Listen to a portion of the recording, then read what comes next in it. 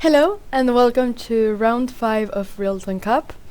I am, for the last time in this tournament, sitting with Grandmaster Ulf Andersson. Yeah. Welcome back. Thank you very much. Thank you. And today we'll have a lot of interesting games to follow once again. So right now we have 2 players with 4 out of 4 points. And those are Frode Urkedal and Elshan Moradiabari from the United States. Yeah. And Frode Urkedal from Norway. And this will be very interesting as they're playing against each other on board 1. Yeah. These 2 players with 4 points. And then we have 2 players with 3.5 points, who are Arseny Nestorov from Russia and Milton Panzer from Sweden. And these 2 players are playing on board 2.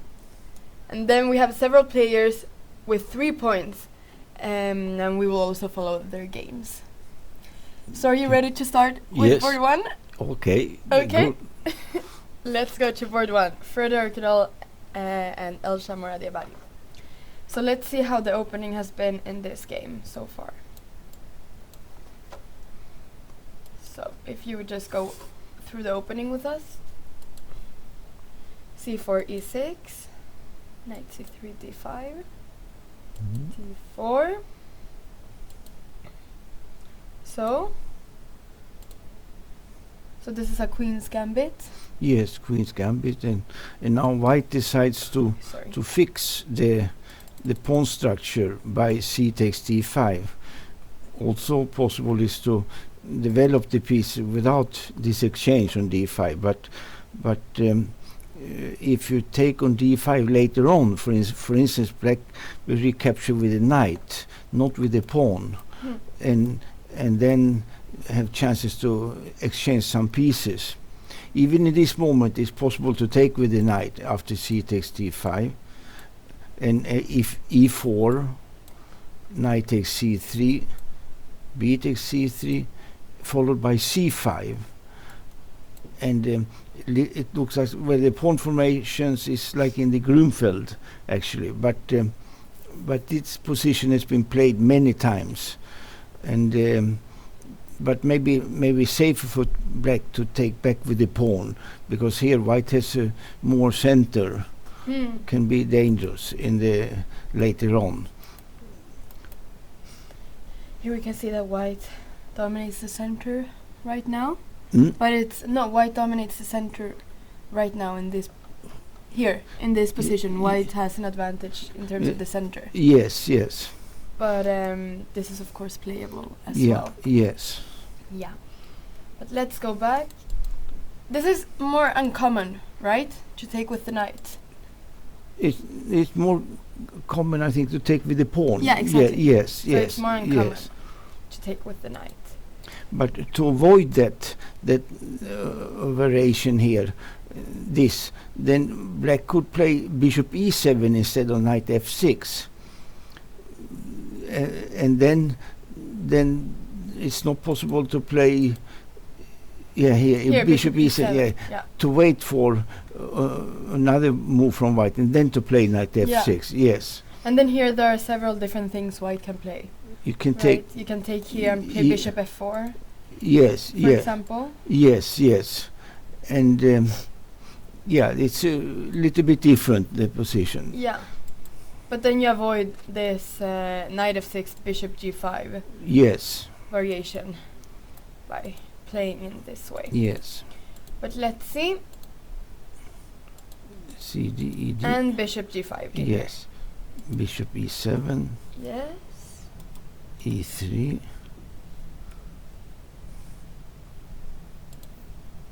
Is C6. Good. C6 also good.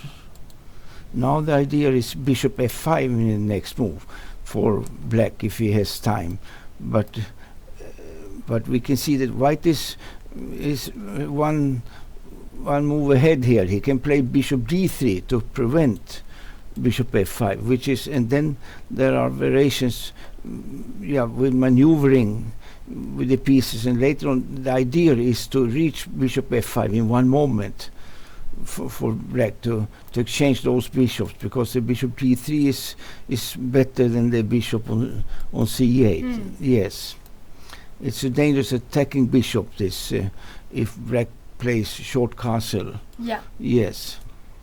Having some threats on h7 sometimes. Yes. Yes. Okay. So let's see what happened. Black played knight b7. Yes. Queen c2. Yes. Passes. And knight f3. Now knight f3. Yes. You can also play with knight e2 sometimes. Yes, it's also good move. Both are good. Okay, what are the advantages of knight f3 versus knight e2? Well, the thing is that you might jump to e5 sometimes.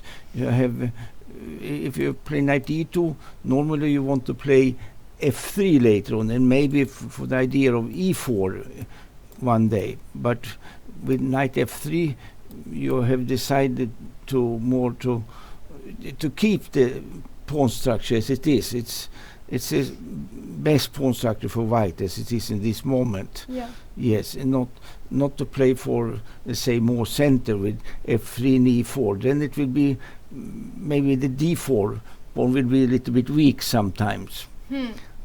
This pawn right Yes. here.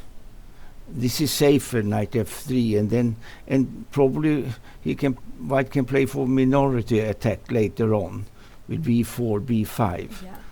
It is the plan.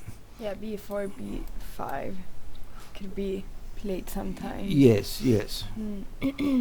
So you just have to, I think you can Rook play b1 rook and so. b1. Yes, yes. Then play for some minority. Yes, but the way, they continue with the normal moves here, both of them.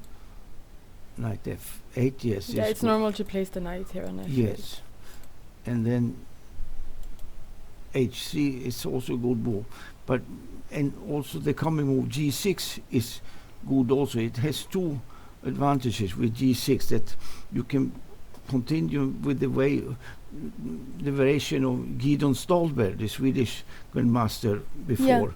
Yes, he had the idea to play knight e6 and knight g7 and bishop f5, and then you can exchange this bishop, and this is solid for black. Yes, this is. But I see here, black decided to play knight h5 to exchange the black squared bishops first. Knight e5 was first played, and then knight h5. Yes. Now white has to take or play bishop h6. Maybe he took. Yeah, he took on e7. Yes, and Indeed, and then the next moves from black could be knight to g7 and bishop f5. This idea, in any case, after taking. He took with the rook. Well, that is the idea of black with knight h5. Also, that he will have a little bit more space there with the heavy pieces when he exchanges the black squared bishop. Black is a little bit cramped without this exchange, but now with this, more space for the queen to move around also. But I believe that his intention is to play knight g7 and bishop f5 to exchange here everything. Yes, and exchange the c8 bishop, which is his bad bishop. Yes, yes. The d3 bishop, which, well, okay, right now g6 has been played, but typically this is the good bishop for white. Yes. So the bishop on c8 has no good squares, so therefore he makes long maneuver in order to play bishop f5 later. It's a good idea. Yeah, so he, instead of playing knight e6 and knight g7, he played knight h5. Yes. And let's see if he plays knight g7. Yes. Are there any ideas for white to play knight g4 in this position, or is that not really what white wants to do?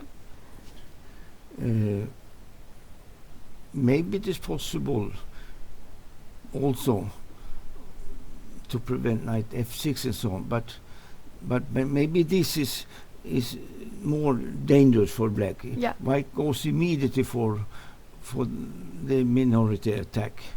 Yeah, especially now that he took with the rook and not with the queen. Yes, then it takes longer time when he takes with the queen. Longer time to get the minority attack.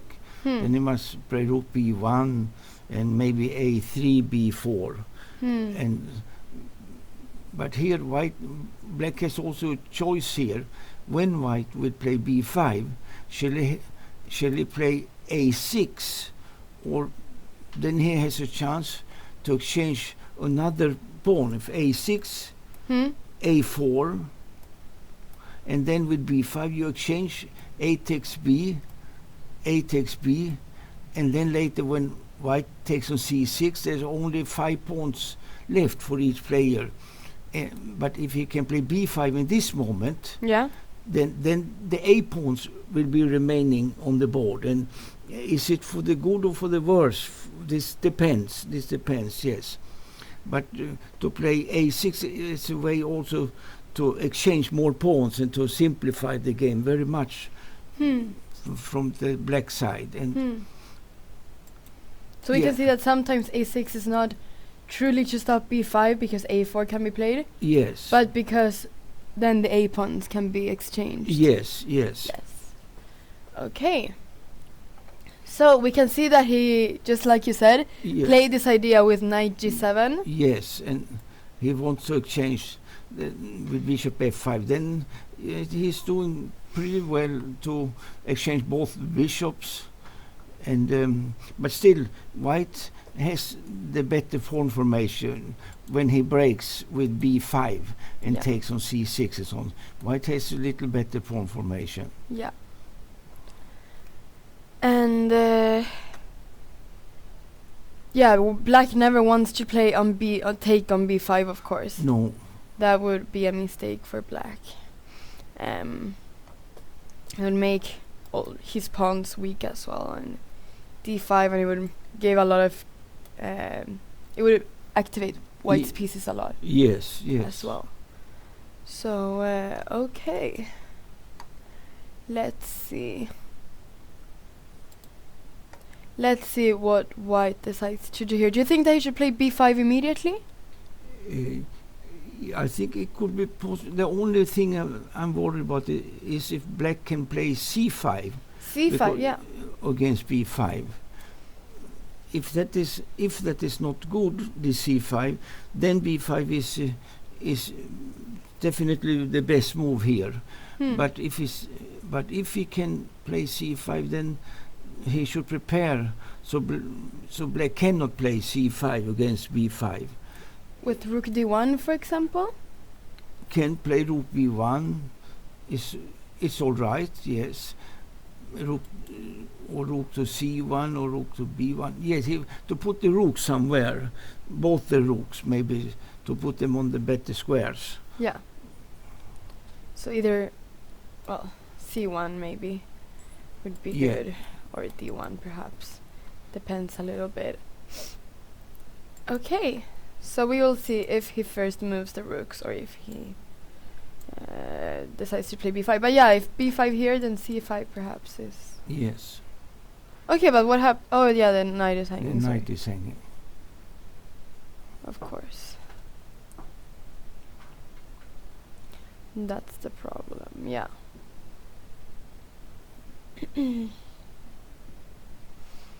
Okay, so we will see what white decides to do. Let's go to a second game. Yes.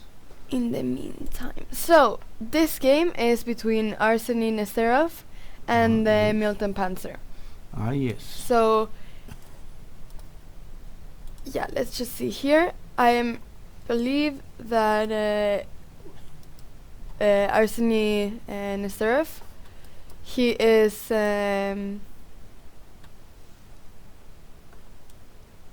doesn't say here. Strange. Okay, I believe he's quite... Okay, we can't say this actually because I am not sure. Okay. I will not say anything then, just in case I'm not sure. Anyway, but Milton Panzer, he's a Swedish junior player who won yesterday this game. Yes. Where against Coolouts, exactly the Estonian grandmaster. Yeah. Yes. So let's see how it's going in this game for both of these players. So d4, d5, c4, c6. Yes. So a semi-Slav.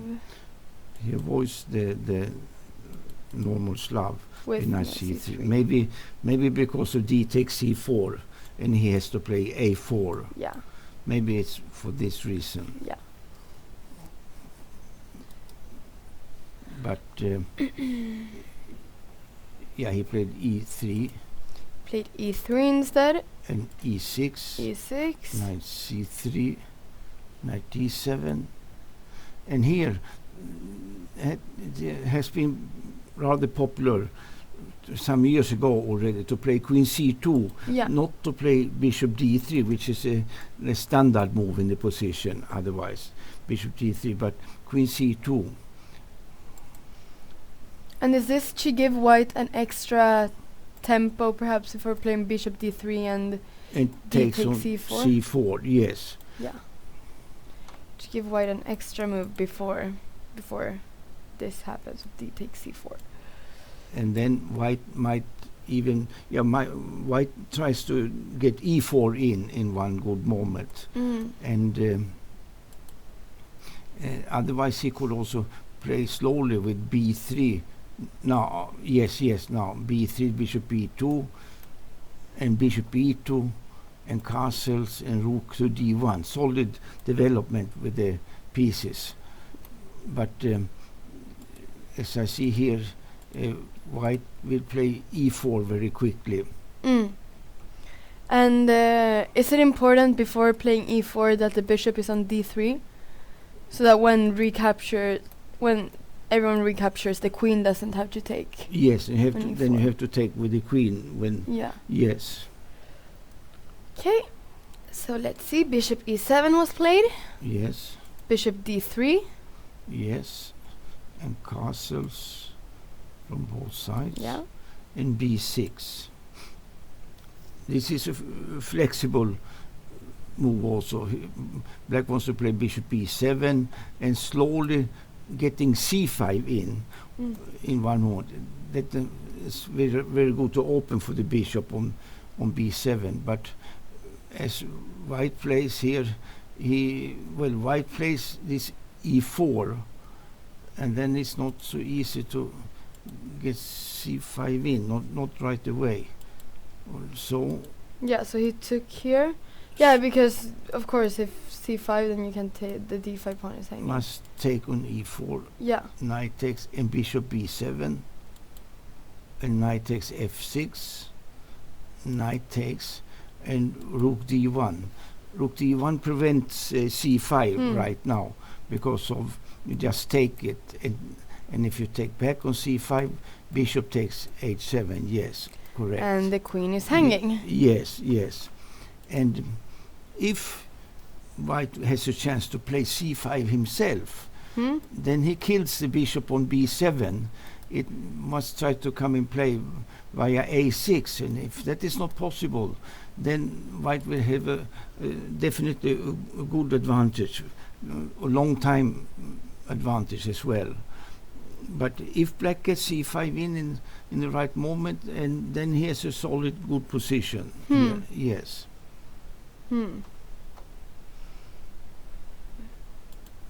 So how should black prevent c5 then from being played? Yeah, the normal move would perhaps be queen c7, but then white can play, perhaps he can play c5 already. But otherwise, if c5, d takes c5, you can take on f3 also but it's not enough. It's not good enough. You mean c5, d takes? Yeah, bishop takes f3, but then we can take on h7. Also takes on h7. Yes. Yeah.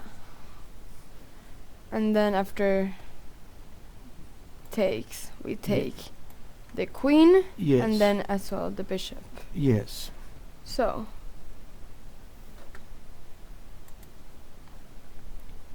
But for black, it's obligatory to get c5 in one day. Otherwise, he has failed with the opening if he doesn't get c5 in. So this is the fight for black, to play c5. Yes, he must get that in, yes. And if I can prevent him from playing c5, white has gained, has succeeded very well in the open and has initiative. Okay, so we will see. I think that a few moves have been played. So queen c7 was played, and c5. And c5, yes. So this is exactly what now what you were saying. Yes. Now it is, black has to solve this problem. He has a nice square on d5, but it's not enough as compensation for this bad bishop on b7. Yeah. If he could exchange the white squared bishop somehow, later on with the a5, bishop a6, let's say, but then he would be okay in the game. But white will not permit the exchange of the white squared bishops. Perhaps with playing queen e2? Maybe queen e2 and things like this. And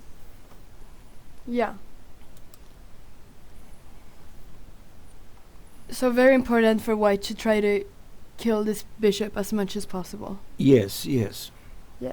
Okay, and this is what I wanted just to make sure. So Andersson Nesterov, he's only 16 years old. Yes. So he's also quite young. Yes, that is true. Yes. Yeah, so both are quite young, both players. Here. Yes. So let's see. c5. Is there any way to attack this pawn somehow, very quickly? To take maybe on c5. Yeah, I'm thinking because right now it's hard to... I mean, after b4 and a5, we cannot play a3 in this moment. Yes. Because take, and the rook is hanging here. That is true. On a1. So I was just thinking if there was any way to immediately attack this pawn before the bishop gets developed.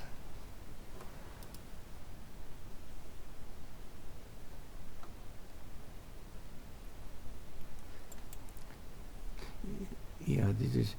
I'm looking... If you take and play queen a5, is that possible or not? To attack the c5 pawn. But then bishop e3, just to defend it. And and then if knight g4, the pawn on h7 is hanging, yes. And is it possible to play this? Oh no, sorry, the h7 pawn is still hanging. Yes. That's the problem. Yeah, so there isn't really... You cannot really attack this pawn. Then. Because here bishop a6 doesn't work here because of b4. No, you can take on d3. Maybe this is possible to play.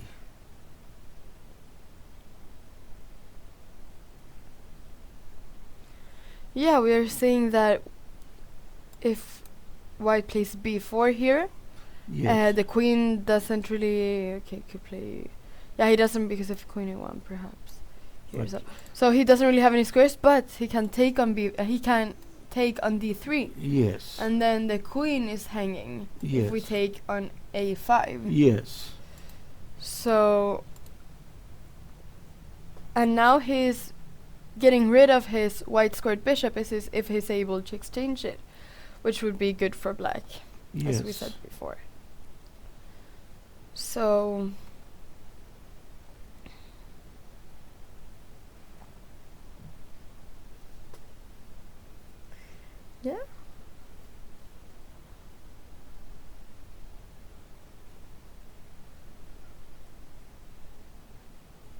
could this be a possibility maybe then?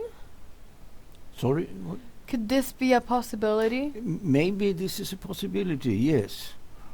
Because if black can play like this and exchange the white square bishop, then he is normally always okay in the position. He doesn't play with a bad bishop, that like a piece down almost on b7. So only defending c6, and in all kind of positions later on. If black has a bishop b7, he's always worse. He will, to the end of the game, he will be standing worse. And trying to just hold the position. Yes. I was thinking here if this is, I'm not sure. I was thinking about this. And Queen takes. Queen. Not sure where the queen goes. Yes, to a5. Getting played there, yes. Because this bishop isn't really. But okay, maybe you can just play knight d. Oh no, then you take, of course, in d5. Yes, but maybe rook to e8, something like this. Perhaps it's just because now I was thinking you could play something like this, but then there is queen e1 mate. Yes. So it's not a great idea. Okay, now let's see what has been happening in the game. Yes. c5 was played, b takes c5, and d took, takes c5. Yeah. So he took. Let's see now if he plays queen e5, queen a5. Sorry. Yes. Is there anything else? No, white needs to defend the c5 pawn. Yes. So he must play bishop e3 almost. Yes. After queen a5. Or he has one move of the queen a5, maybe b4. Can you play b4 immediately? Because if you take rook b1, if you and take then he can, b1. yes, and then he doesn't get this bishop a6. Yeah, then it seems that white has succeeded well in the opening here, and black is, this b4 is a little bit surprise move, but it works to prevent the bishop a6 idea. Yeah. Yeah, definitely. This queen doesn't really have any squares here on the a file. It needs to go back.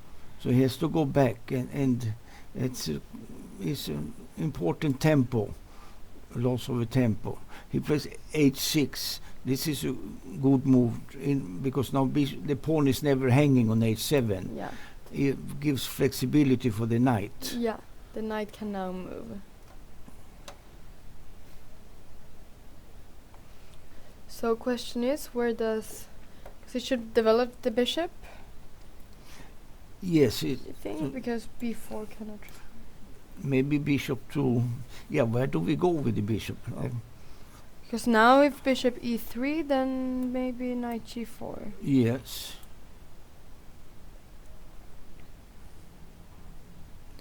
Yeah, where to go with the bishop? Yeah. And if bishop d2, then it looks more natural on e3. Can you play h3 here? Maybe also possible. Yeah, h3. And perhaps black will play rook to d8. Something like this. But he always has this problem with the bishop on b7. He has to solve this somehow. Okay, so maybe h3 isn't really... Because after bishop e3, then there is also knight d5. Maybe also knight d5, yes. So that could be the idea against bishop e3. Yeah, so perhaps h3 doesn't really do as much. No. To prevent the knight from exchanging itself for the bishop. So so h6 was the last move. Yes. This is the position right now.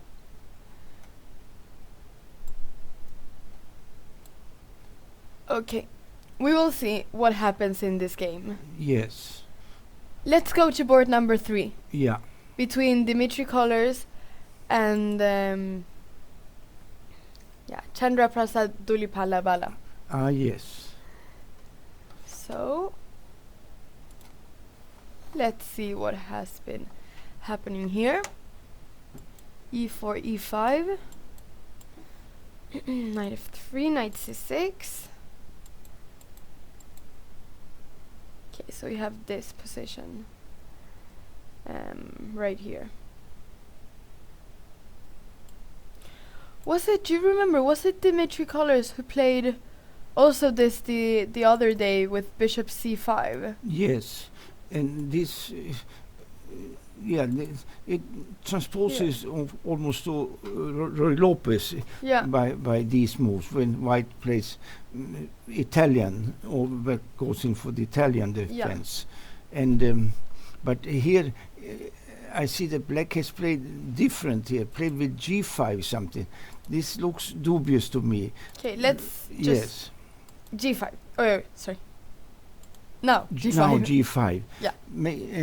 It's well, it is interesting idea to disturb White, just to, and then somehow I don't know exactly what the plan is later on. Maybe it's to move knight from c6 to e7 and g6 after developing, for instance, bishop to g7 and so on. But normally in such position it's more positional to have the pawn on g6. Just you cover squares. Now if White can play slowly to get control over the square f5, let's say if he gets a knight to e3 for instance, there he will be controlling well, and then he will have the better position, I think. Yes. It's because this if it goes wrong for Black, then he wishes he would have played g6 instead of g5 afterwards. Then he might.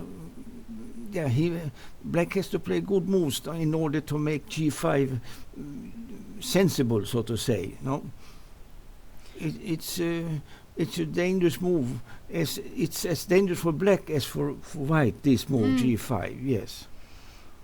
No, it opens up. It opens up the king as well. Does the king want to play short castle or long castle?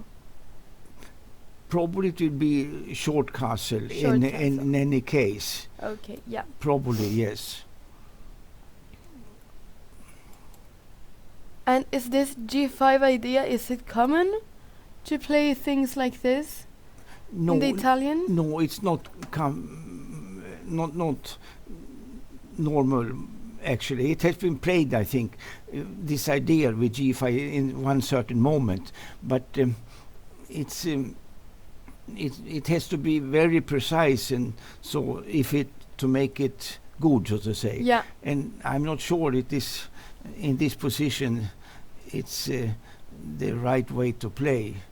For instance, I think I would not play such a move in so early. Later on, maybe when you have good development and so, but to play so early this g5, I think it makes it dubious. Yeah. Okay, so we will see if it becomes more dangerous for Black or White. Yes, yeah. That is the question.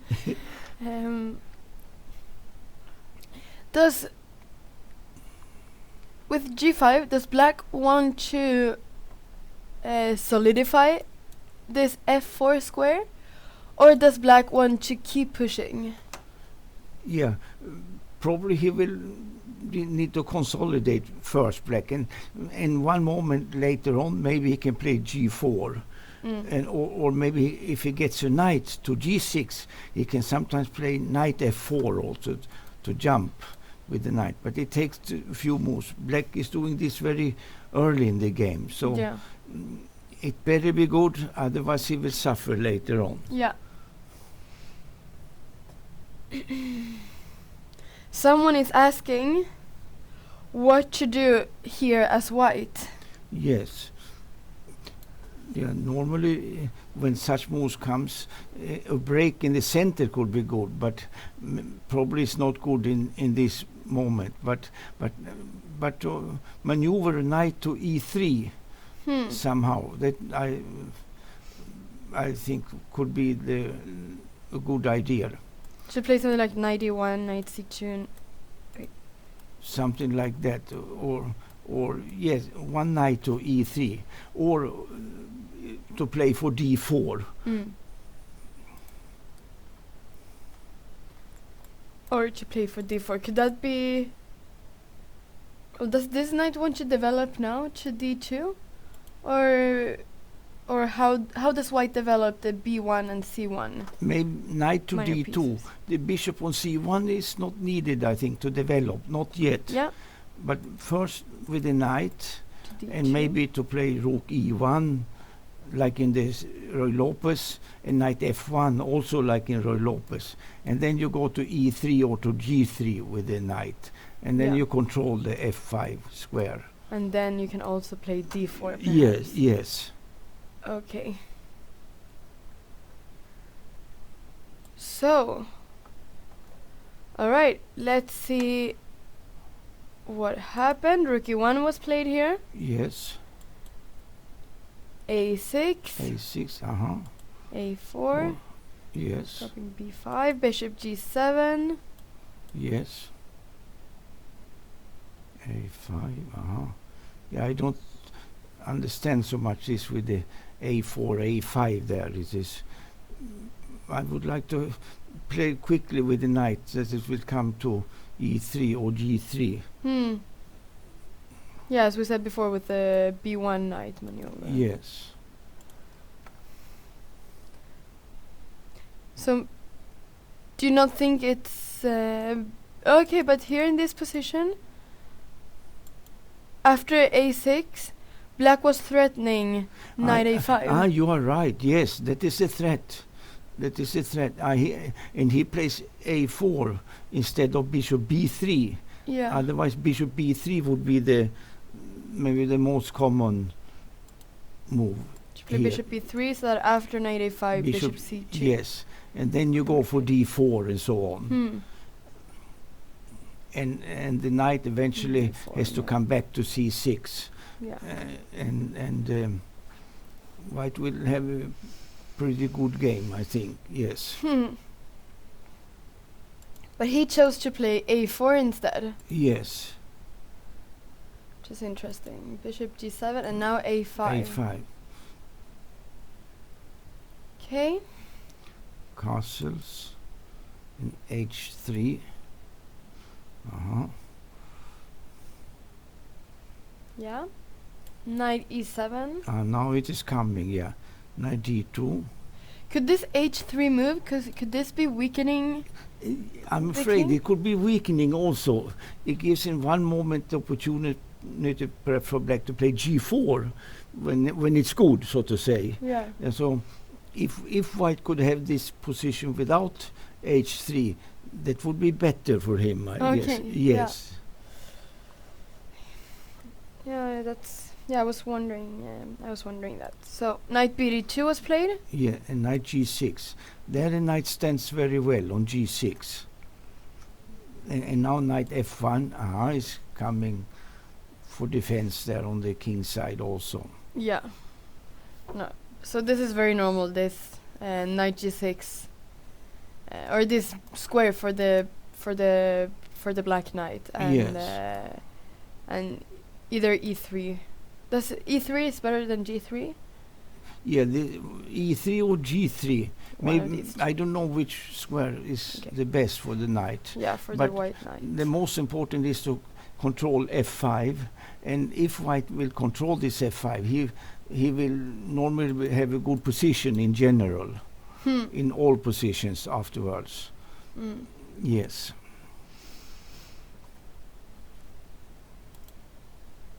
Okay, so this is the position right now. This is how far they've come in the game. Should we go to next game? Yes, let's Yes. do so. Let's do so. So this is between, this is board number 4, between Razan VS and Sergei Volkov. So let's see what has been happening here. e4, e6, d4, d5. Yes. Yeah. e5. Yeah, this variation is played quite often today. This e5, white is pushing. Otherwise, French. white can keep the tension by playing bishop g5 also, instead of that, to keep the tension a little bit. Here? Yes, like this. Yeah. And black has normally two choices here. One is to take on e4 with the pawn, and the other one is bishop e7. Just bishop e7. and then white can push with e5 and exchange the black squared bishop, and he will have the better bishop on f1 than the bishop on c8. And but it's a typical French position. But with this push e5 right away, then as it is in the game, it is not so normal to play how black played after a few moves here. But it's an interesting idea. And c5, knight f3, bishop e7, development. So, and now he plays b6. This he wants to have the pawn structure intact, so white cannot take on c5 anymore because pawn will take, and the pawns on d5 and c5 are very flexible then. So normally the black plays knight c6 in such positions, but b6, I'm sure it has been played before also, but it's not common. It's not common. This is a common way to play. But b6, he black wants more than this, so to say, that with knight c6. He wants to control the queen side pawns that so white can never take on c5. No. But the question is, where is black going to castle? Because castle short is dangerous in this position, and to castle queen side, it's a little bit, has little space, because only knight c6, bishop b7, queen c7, and then maybe knight b5. So black has to lose tempo with a6 as well. But it seems it's going to be an interesting fight, this game. Yeah. And Volkov, he likes to play the French defense, and he plays it well. And so I'm very curious about this game, what will happen, yes. And why is it dangerous to castle short side? Yes, because white will push the king side pawns and try to open him up, or sometimes maybe just bishop d3 and knight g5, and with h4. He played h4 also, and to have that in, it could be dangerous. It can sacrifice the piece perhaps, just to have strong play there on the king side. So h4 was indeed played? Yes. Starting some sort of attack bishop there. b7, queen d2. Does white want to castle long? Yeah, that maybe he he should castle long, because if black closes with c5, with c4, and then trying for a6, b5, b4, it's to attack.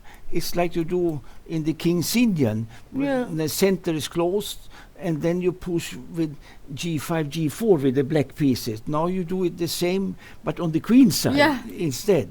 And the white king can be in danger on c1 then. It's very interesting play. But I see the move of white is playing h5. I don't like so much h5 also, because h6 is a useful move, and now there are no position where you can play knight to g5, because h5, better to have pawn on h4 in such positions if he is going to sacrifice the piece one day. Yeah. But it seems here that black is also waiting with the castle. He remains in the center with the king, but one day he will have to castle. He has to put the king somewhere.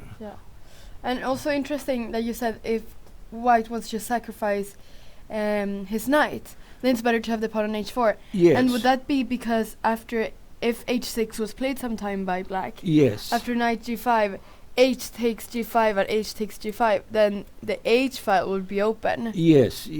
So with the pawn on h5, then you cannot take on g5 with the h pawn, and therefore you cannot open the h file for the rook. Yes. When you can open the h file for the rook, it's very dangerous with it sacrificing piece like that. The black has to be very careful. So, but h5 was played and h6, and as you can see, it's interesting that we aren't seeing anyone castling right now. No. Neither black or white. No one's castling. Yes. So okay, let's see what happens. g3 was played. Yeah, this is okay. He wants to develop perhaps the bishop to h3 and to have some breaks with f5, like we saw in another game. Was it the first or the second round between? It was the first round. Volkov played with Furhoff. Ah, yes. Yeah, then the bishop came to h3. Yes, and then we saw f5. this game. Yes. Yes.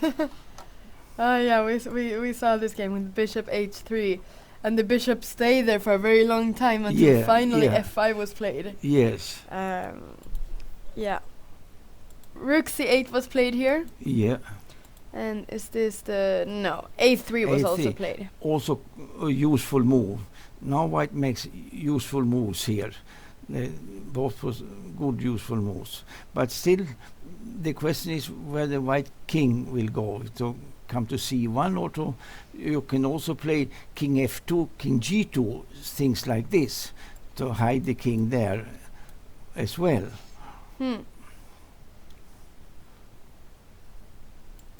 But this can be a tough game. I think very interesting game, this one. Can it be an idea for black to take on d4 at some point? Yeah, he can do that. He can do that. But yes, to take on d4 and to put the knight on c5. Something like that. Yes. That and can then try to put the knight on c5. Yes, that can be one idea. That can be, yes. Yeah. Several ideas here in this game, but yeah, this will probably be a very interesting game. Yes. To follow. Yes. Board number 4. Yes. Okay, let's go to next game. Board number 5. Yes. Between Jesper Thibault and Tor Kassen. Ah, yes. This is Norwegian player Tor Kassen. Yes. He's actually my age. Yeah, so he's 17, born 2002. Ah, yes. So we're the same age. Yes. Yeah. So let's see. d4, knight f6, c4, e6. So he was a Nimzo Indian here with f3. Yes, f3. That is, it's not a very common variation, but it's a good way to play also f3. It's not bad at all. c5. d5. Yes, this is good. Yeah. And d5. takes. Now the funny thing is, it's like a Benoni, but black has a bishop on b4 instead of g7. Yeah. But the pawn structure is the Benoni opening, the Benoni variation. But here black has no diagonal from g7 to a1, strong bishop. But on the other hand, he has not weakened the king side by playing g6. The pawn is on g7, and that is then you can have the bishop on b4 when the pawn is on g7. No, yeah, it would be very dangerous to have the bishop on b4 if g6 was played. Yes, and things such bishop h6 could come. That would be very dangerous. Yes. For black. Yeah, that is true. So castle was played here. Yes. e4, rook e8, knight e2, knight e2,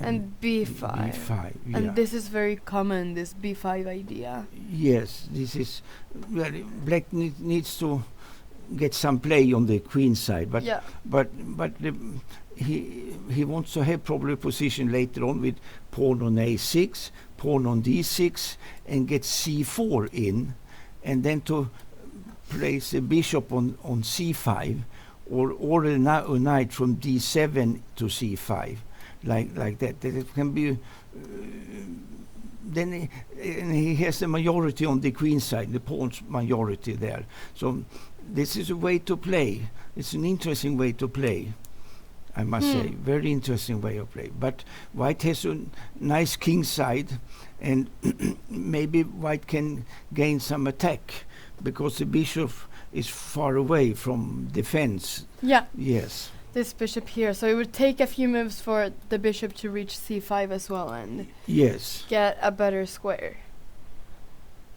b5, knight g3. Knight g3. Yes, it's and good. a6. Yes. Protecting the b5 pawn. Yes. Bishop e2, d6, d6, castles. castle. Knight bd7, d7. very natural. Yes, a4, Four. and he must take. Queen takes. Because he cannot protect this pawn otherwise, as the rook here is hanging. If the bishop was on b7, oh yeah, okay. No, but this pawn cannot be protected, so he has to take on a4, yeah. Yes. Queen Queen takes, takes. a4, queen b6. And king h1. Yeah. White has a nice center there with the nice pawns from g2, f3, e4, d5. But black will try to play for some black squares. Maybe he has to play later on c4 in any case, and to use the square c5 for the bishop or for the knight. But now the majority of pawns on the queen side is not dangerous for white, because they are separated, the pawns. It would be better for black to have a b pawn, and b5 and c4 would be stronger than a6 and c5 only. It's not, and also the bishop is blocking the pressure on b2. Blocking, standing in the way, this bishop. In such a moment, I would prefer to have the bishop on f8, g7, g6, and g7, and then on b4. Yeah. It is. Yeah, I prefer, because then the bishop is very good on g7. Yeah. Attacking this whole diagonal and putting some pressure on both c3 and b2. Yes. And not blocking the queen. And now there is no play against e4, because white has played very careful with f3 to defend the center. Yeah. This would be more, maybe black would profit more if white would have played f4, because the e4 pawn is always hanging also. Yeah. But now white played with the f3 idea, and this and to keep it like this. It's difficult to, black cannot do anything on the king side there to disturb. Very safe here, the very king safe, side. very safe. Yeah. So then the question is, what is black's idea here? Yeah, this I'm curious also. I don't know what I would do here. There's also a problem with the bishop on c8, where it shall go also, no? This is a very good question. Where is this bishop supposed to go? Could an idea be to play knight e5 and bishop d7? Maybe that. Maybe something like this? Yes, maybe that is a good idea to try something like that. And h5? Yeah, this is... I'm a little bit surprised with such moves. I don't know. This is a surprising move. Yeah. For the good or for the bad? Yeah. You will have for a surprising move. This h5 for black to play. This is I think white is surprised also to get such a move. Yeah, probably. Because we can see here. He looks quite surprised just for Tivo. Yeah. If we look at the live camera. Yeah. It took some time before he wrote down the move. He's writing it down now. Yeah. So yeah. Okay. Yeah, he looked very surprised. the king side is weaker now for black. His own king side is weaker. Yeah, it is. And I mean, is there really any type of attack here for black, or what is the idea behind h5? Yeah, this is a good question. Yeah, I don't see the idea here, because if h4, knight f5, no? Yeah, knight f5 looks... If h4, I can play just knight f5 and to take the h pawn later on. Yeah. Yeah, this pawn is could be quite weak here. I mean, it almost needs to be sacrificed on h3, it feels like. Yes. If it's going to go to h4. Yeah. Or if he can have some idea with knight e5, knight e5, then you can even play knight takes h5. It's not possible. So if knight e5, knight takes h5. Because the rook is hanging on e8. Exactly, yeah. So if knight takes, then here. Yes. Then the rook is hanging on e8. Yeah, I don't see the idea with this. Yeah. Yeah. But still, it's an interesting game, though. I think, we have to follow this game quite a lot, also. Yeah. I think so too, because it'll be interesting to see what Torkassen is thinking behind h5. Yes. And see where this pawn is going. Yes. So, but do you think that this h4, h3 is something that he wants to do, or? Yeah, maybe h4 and then h3. That could be an idea. If knight f8 is played or something, or if this knight goes somewhere else, then... Yeah, okay, so if h4, h3, I don't know, knight f8, knight g6, and then perhaps knight h4 somehow at some point, but I'm not sure. I mean, it should be easy for black to stop this as well. So, yeah, he has some idea, but I don't know what the idea is here. I don't see exactly. Why is it better to have the pawn on h5 than on h7? Yeah, I don't see. Okay. All right. So, is there any other game here? Yeah, also, if you're following us on Twitch, you can always write us in the chat if there's any specific game you would like us to follow. If there is an interesting game that you would want me and Ulf to look into, you can always write us in the chat. So, alright, should we see a bit of what is happening here? Board number 6. Yes. Between Erik Santarjes and Nikita Meshkovs. So,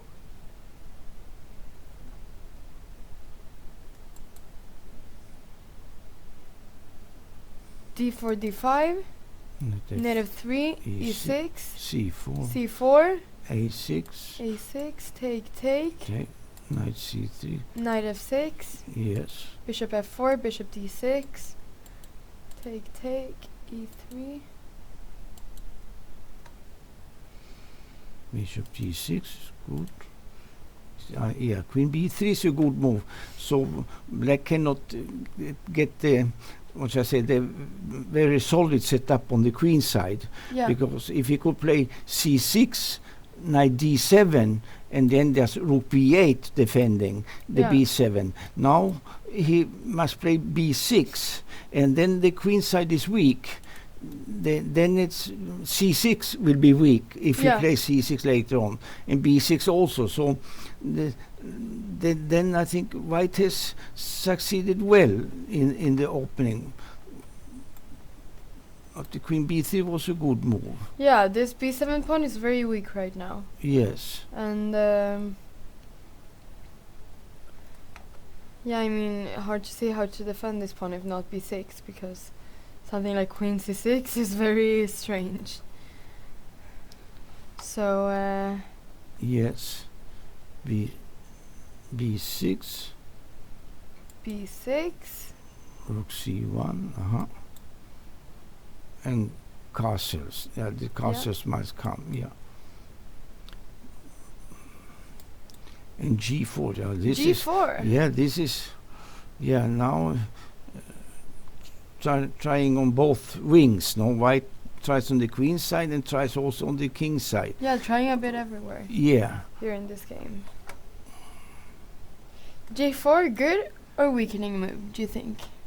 Yeah, he threatens G5 and to take on D5. Yeah, of course. And C6 is or is C6 playable to give a pawn, but probably it's not good. C6, Queen B6, Knight D7. Let's just look here. Knight D7. Yes, like this. Yeah. And then to play for Rook B8 later on to disturb on B2. And especially when the king is in the center still. Yes. Maybe it's possible some pawn sacrifice, but it must be good. Otherwise, it's just a pawn down. No, The it's just C6 pawn is quite weak as well. Yeah. No, of course it has to be. But he played H6 in this moment. Yes, this, and here. Allowing knight takes G6. Yes, and then bishop G2 also after that. Yeah. G4 is a little bit weak, but black has also there on the king's turn. The pawn structure is a little bit destroyed as well. Yeah.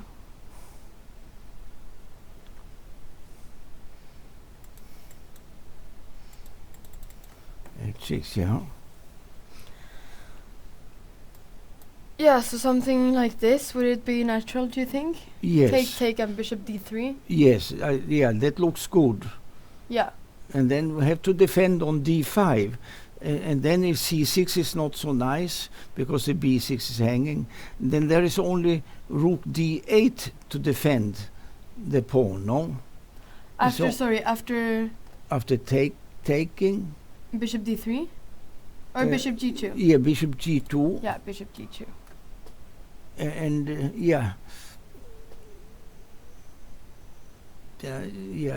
it looks a bit dubious for black, I think, this. Yeah. Because then rook D8 has to be played if this D5 pawn wants to be defended, unless C6 is played, but then B6 is hanging. Yes, and then maybe G4 is not so weak anyway, because black cannot take there on G4 because the D5 is hanging always. Yeah.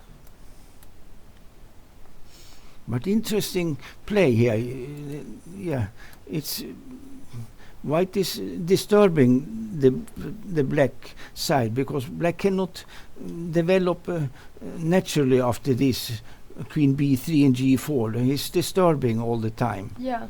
Very interesting move here, G4. Yes. To truly disturb the knight. Yes. And the black's pawn structure. Yes. In this position. Yes.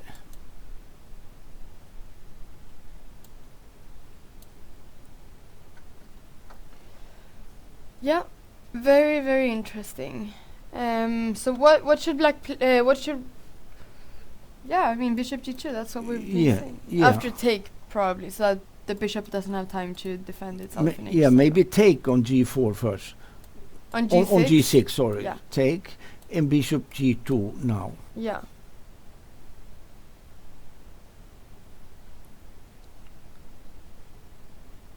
And now the question is what to do. This G4 pawn can of course not be taken, as it would be catastrophic for black. Maybe, what should one do here? Maybe one should play C6 in such a moment anyway, but to give up the B6 pawn. And to get some play. Because G4 is hanging now also. But G4 and then H2 and F2 would also be hanging after knight takes G4. Yeah, maybe H3 to keep the pawn there. Yeah. Yeah. Yes. Well, then he will play knight D7 to come out there. Yeah. Mm-hmm. E4 would perhaps be dubious because it's maybe it wins a pawn or gets a pawn to E5, but gives up a square on F4, and black can maybe just move the queen from here, but where does the queen going? Where does it go? Can you go to F4 now? Maybe F4, yeah. Threatening the rook. Threatening the rook, yes. Here, and okay, so rook C2 has to be played perhaps. Or castles, maybe. Or castles, maybe castles. But still, it is a little bit unclear. Black loses a pawn later on D5, but white is anti-positional on the king side there with G4. If the pawn would be on G3, it would be a dream position. Yeah, definitely. But sometimes you must give something in order to get something, no? Yeah. And then white tries, but white is trying very hard in this game.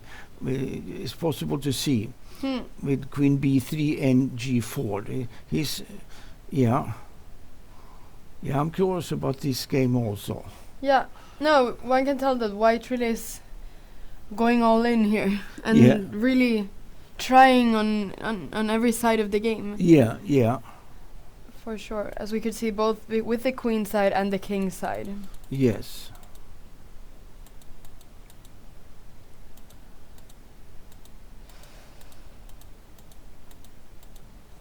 Okay, so there are many games that we're curious about today. Yeah. So this is the last position that has been played so far. So we have done a few extra moves. Okay, should we go to the next one? Yeah. Between Anders Hobber and Erik Blomqvist. Yes. So let's see what has been happening here on board 7. D4, D5, Bishop F4. Yes. Knight F6, E3. C5. Okay. C3. Yes.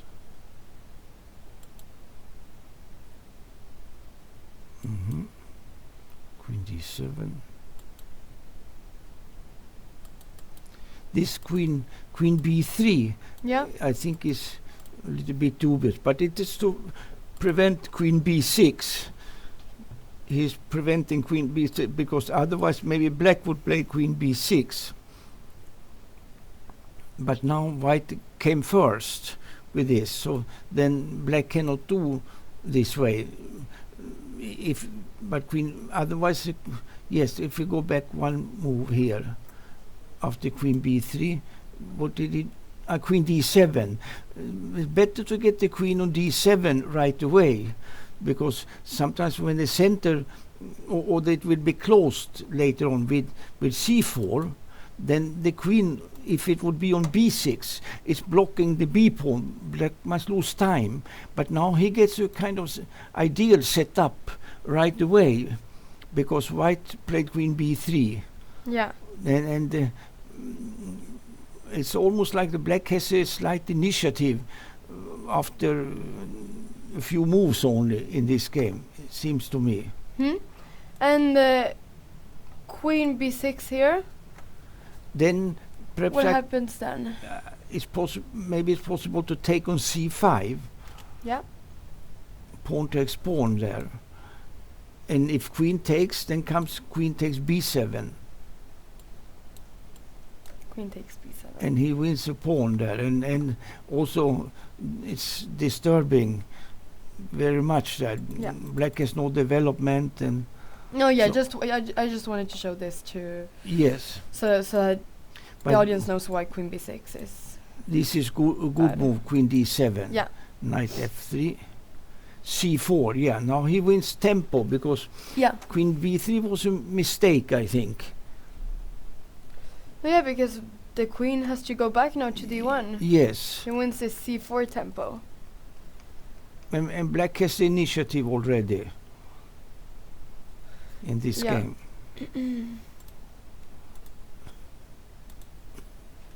e6, bishop Yeah. e2, bishop e7, knight e5. Uh-huh.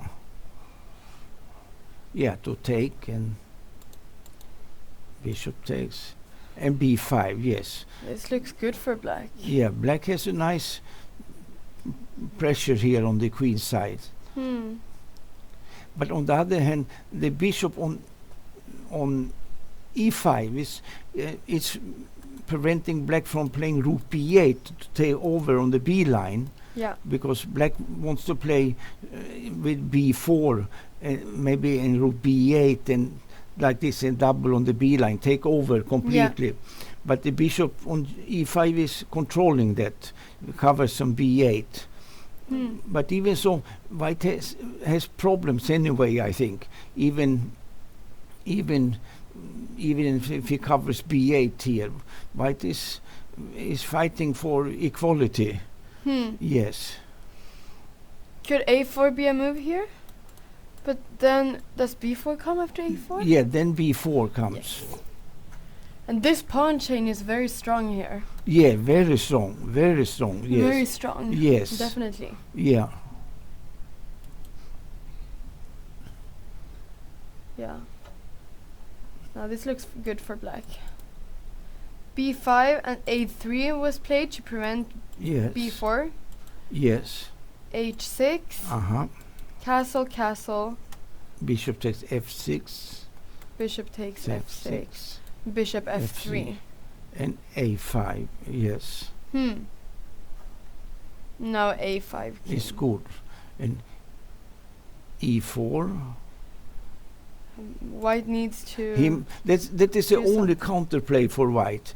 But black will not take on e4. Black will play a position where white will one day probably have to take on d5, bishop g6 here, and because if white closes with e5 and tries to push for f4 and so on later on, then the bishop just goes to e7, and we see the bishop on g6. It's a wonderful bishop, the whole diagonal, and white is cramped in this position.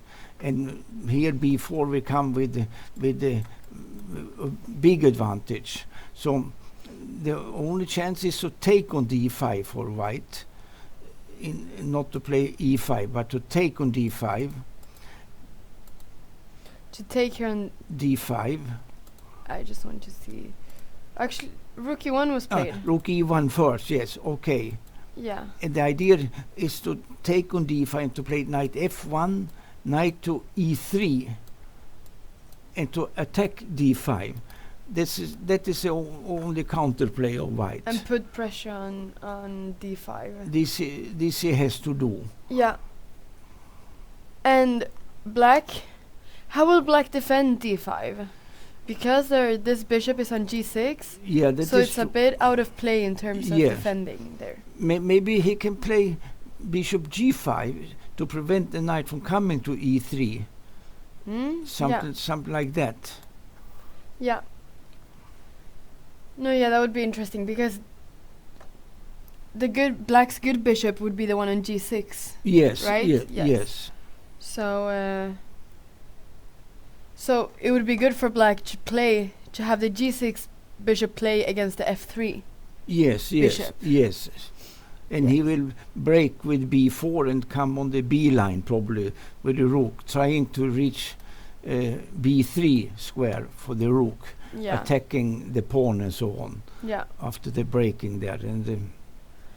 But this is the only way for white to play this. Otherwise, he would lose the game without play practically. Yeah. But he did play this. He played well. So he probably will take here on d5 now. Yes. And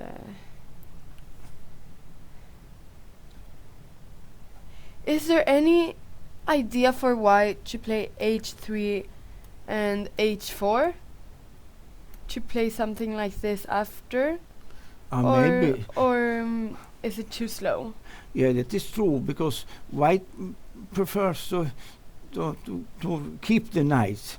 So black has to defend the d5 in another way, no? Not allow him to exchange the bishop for this knight. Yeah.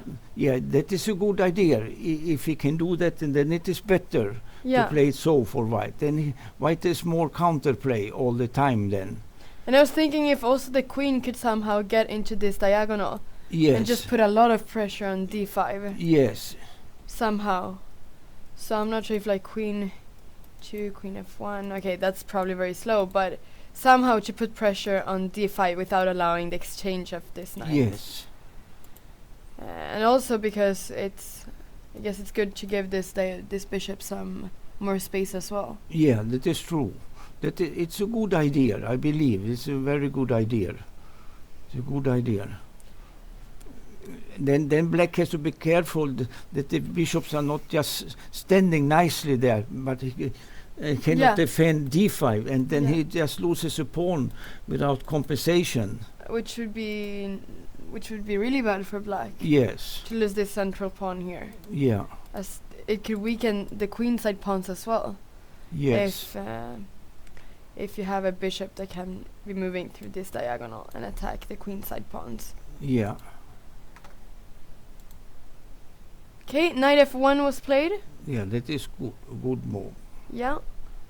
So he probably wants to go to e3, but I'm wondering if g3 and h4 first would be an idea. We will see what he plays. So I'm thinking, should we take a little break now before we go back to the games? Okay. And then we can see what has happened in the games. Yeah. Okay, yeah. We'll be back very soon.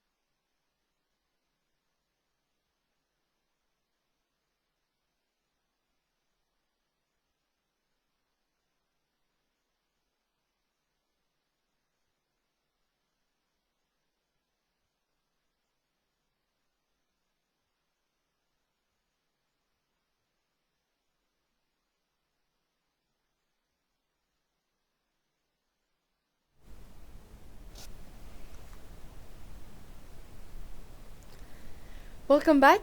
We are going to once again look at the games, and I thought that we could start now with board number 1, as we haven't seen this game in a while now. Yeah.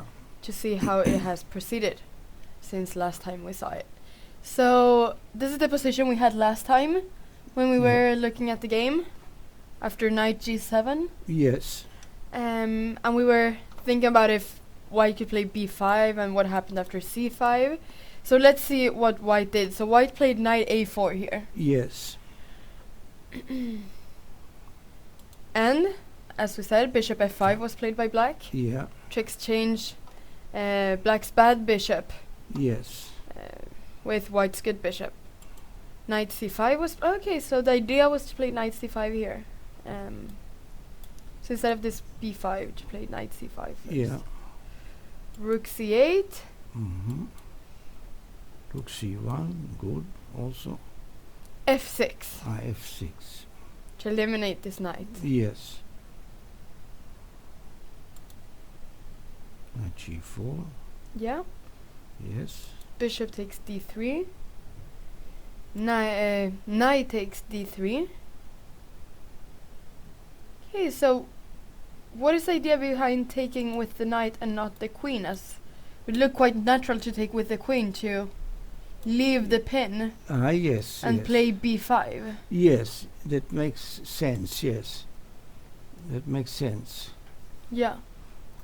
Well, on the other hand, d3 is also a good square for the knight, but queen takes d3 looks pressed more looks maybe better in order to play b5, to take with the queen on d3. Yeah. But he took with the knight. He took with the knight. And knight e8, defending f6. Yeah.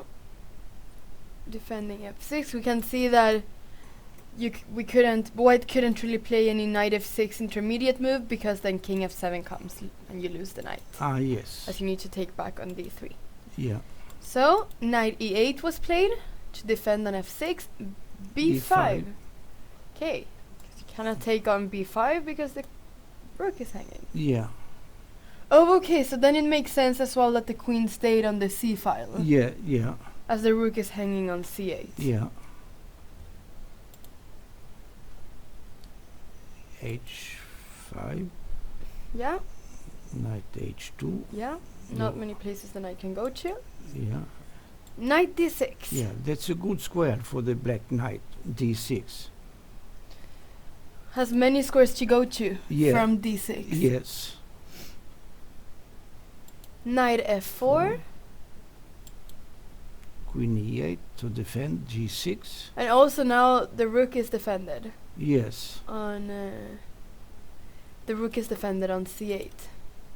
So knight f4 is also threatening d5 if black ever wanted to take on b5. Yeah. Queen e8. Okay, and this is the position we have right now. Mm-hmm. Yes. Queen e8. So okay. Question is, how is a position like this? Mm-hmm.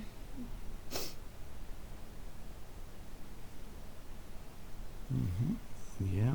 Yeah. Is black's king ever weak in such position?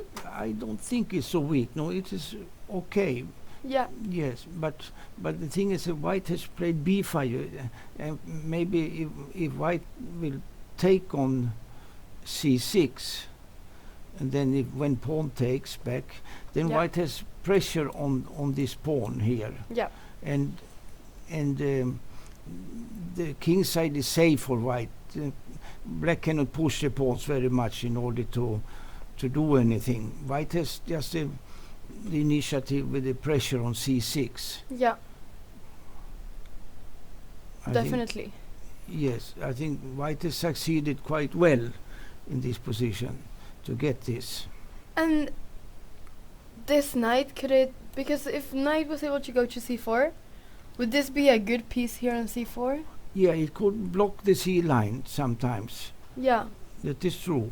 That is true. As it cannot be eliminated from c4. and white should try to bring the knight from h2 into play. Yeah. To f3 d2 maybe to exchange the knight on c4. The knight on f4 stands very well. It controls both sides, so to say. It's very good, but the knight on h2 has to be improved.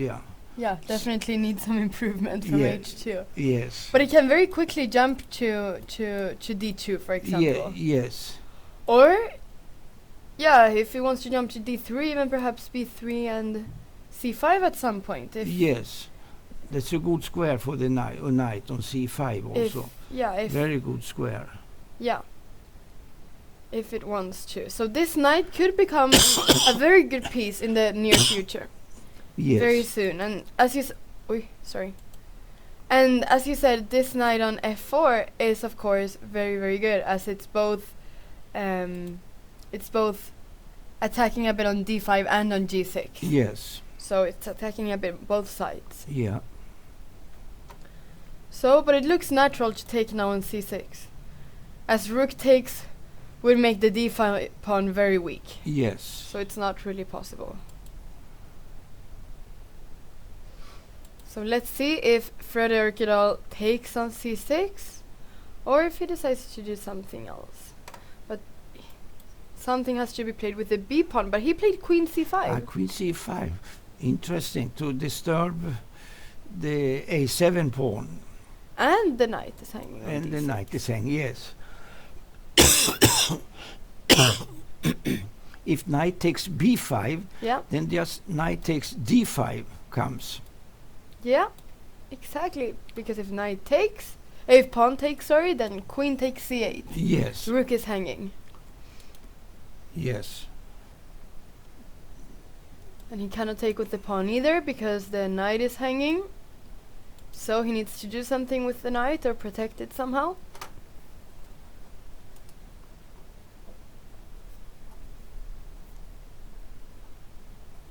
Yeah, maybe black has weakened himself a bit too much there. Yeah. The queen side is quite weak for black. Yes. Right now. He played rook d7. Rook d7 was played, yeah. Yes. Sorry. Can a7 be taken now? Then he takes on b5. Knight takes b5. And maybe that's not really what white wants right now, of course. So let's see what white can do now. Let's see.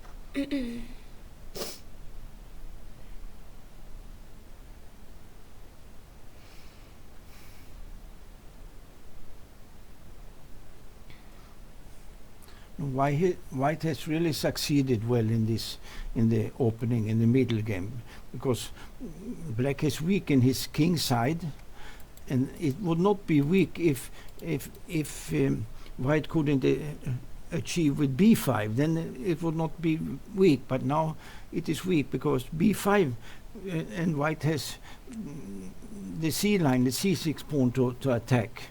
Yeah. And if black could have had a position where the pawn only can reach b4 and not to b5, then this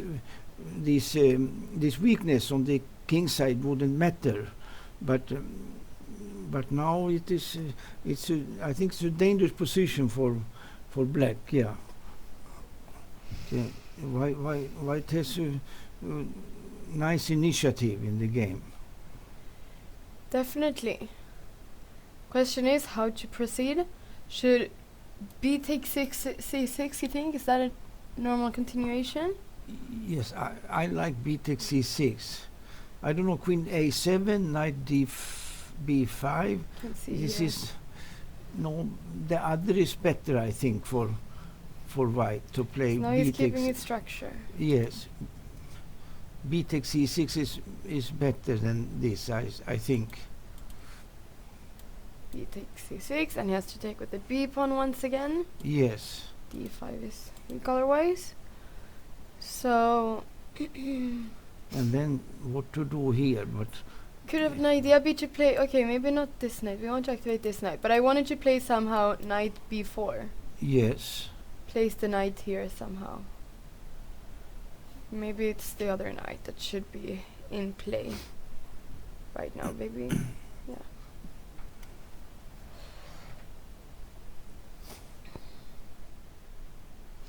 Something like this can be played as well. did you?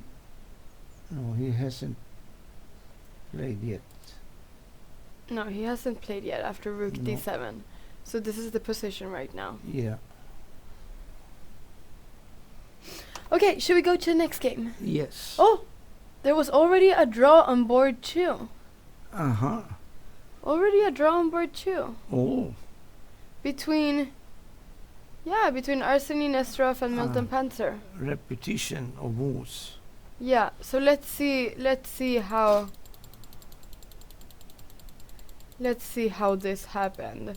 Yeah. So, because it was only in move 20, so we saw this castle, b6, and now e4 was played Yes. by white. D takes e4, knight takes e4, bishop b7. Yeah.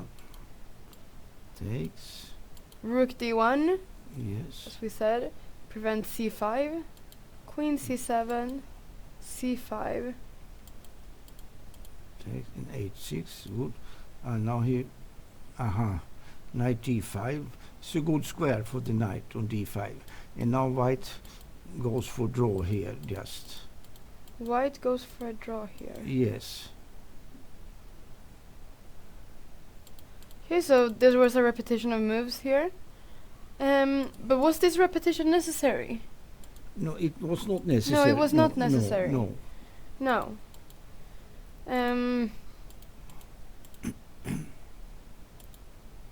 Yeah, do you think that white is better in this position? Well, if I can maintain the black with the black bishop on b7, and then white is better. But if still white is not completely developed, the bishop has to come out. Yeah. And with queen c4, the threat is bishop f4. That Yeah, could be the idea. And knight d5 is then stopping it. that's why he went there to d5, and then queen e4 threatens mate, and knight back to f6. To stop. Yeah, this is, but it's all right. Yeah, it's all right for black at least. Is that Yeah. to draw this way? I think so. Yeah. Because we were saying that this bishop on b7, just like you said right now, it's Yeah.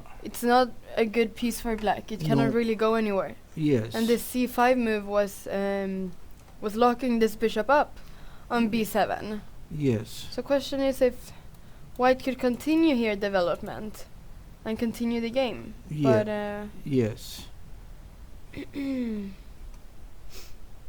But it seems that both players were satisfied with the draw, and they Yeah. maintain a very good position in the tournament. yeah. Yes. So that was probably the case, that both players were satisfied with the draw. Yes. And as we can see, both of these players now, they were the only ones with 3.5 points. So they are now on 4 out of 5 points, both of them. Yes. Which is very good, Yeah. Yeah. of course. Okay, so quick draw on board 2. Let's go to Dmitry Kollars versus Chandra Prasadulipala. Yes. So, let's see if we have missed anything here.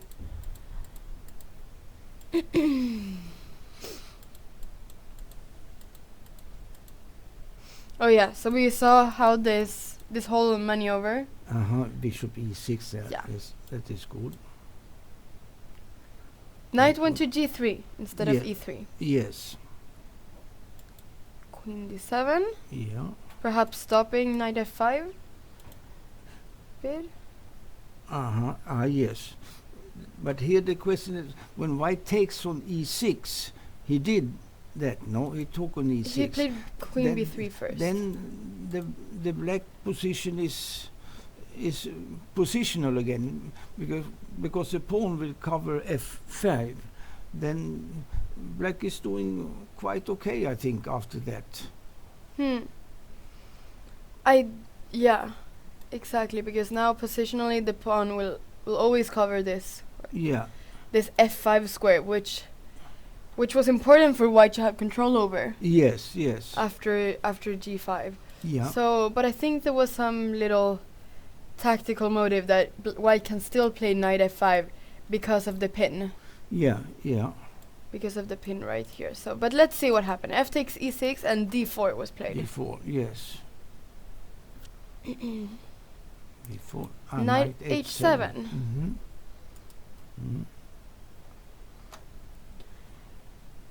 Knight f5. Yeah.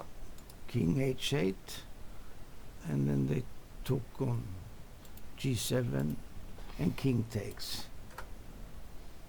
Yeah, this doesn't look so bad for black, this, I think. No? No, it is, I suppose it's possible to play this. Was it a good exchange, this g3 knight for the g7 bishop? Because this bishop did not have that many squares. Yeah, it would. Yeah, perhaps it would have been good to maintain this bishop for black, as a defensive piece. But also, it's a piece to attack the pawn structure for white on d4. Yeah. It would be nice to have this bishop and defend G7. this e5 pawn, perhaps as well. Yes, but in a position like this, here we see. Queen d1 he played, but sometimes if black can double the rooks on the f line, he has some idea to give exchange on f3, and then the knight can jump to h4 after that, and then he has very good compensation for the exchange. Can be very dangerous a position like this. Yes. Definitely. If this pawn wasn't here, it would be even better.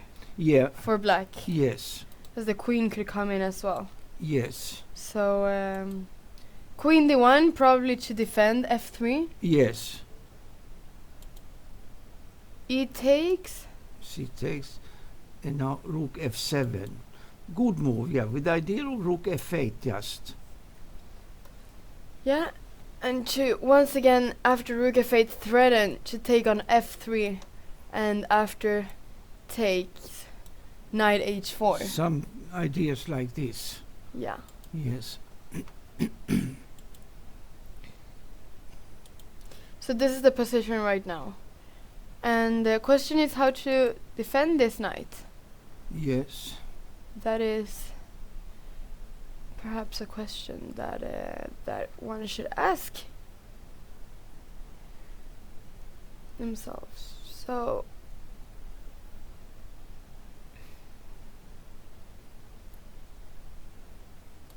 Yeah, black. I think black is okay here.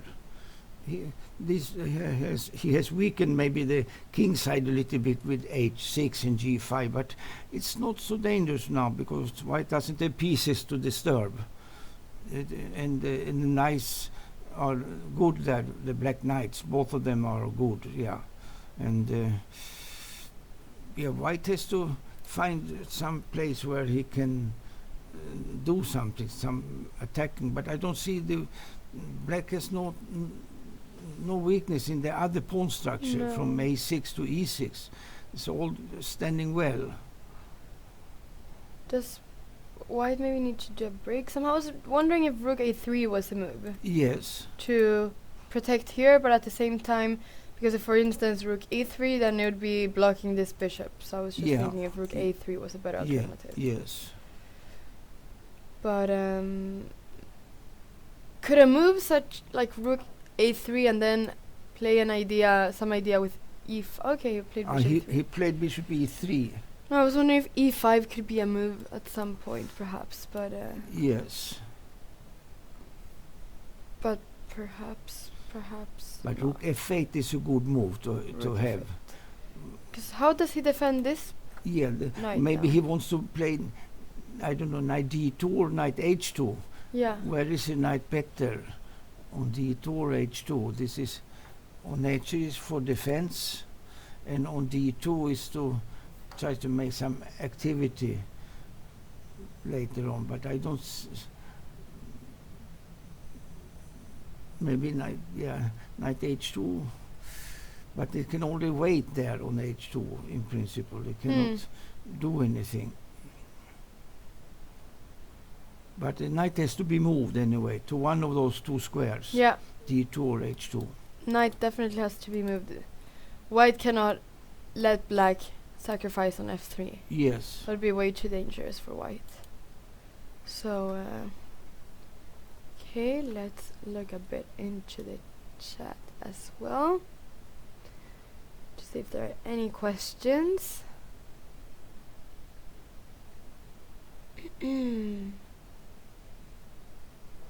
Okay, now the normal move for black is rook f8, right? Yeah, this would be normal move here. Yeah. This. Let's see. He's thinking still, yeah. Black is still thinking. So, let's see. Question is, what is white's idea? What's the plan of white? Yes.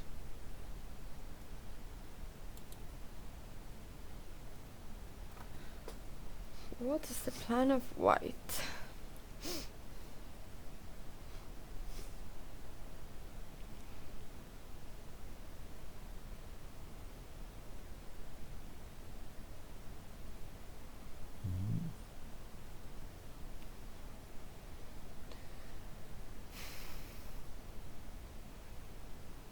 Someone in the chat is asking if knight h2 and f3 could be an idea.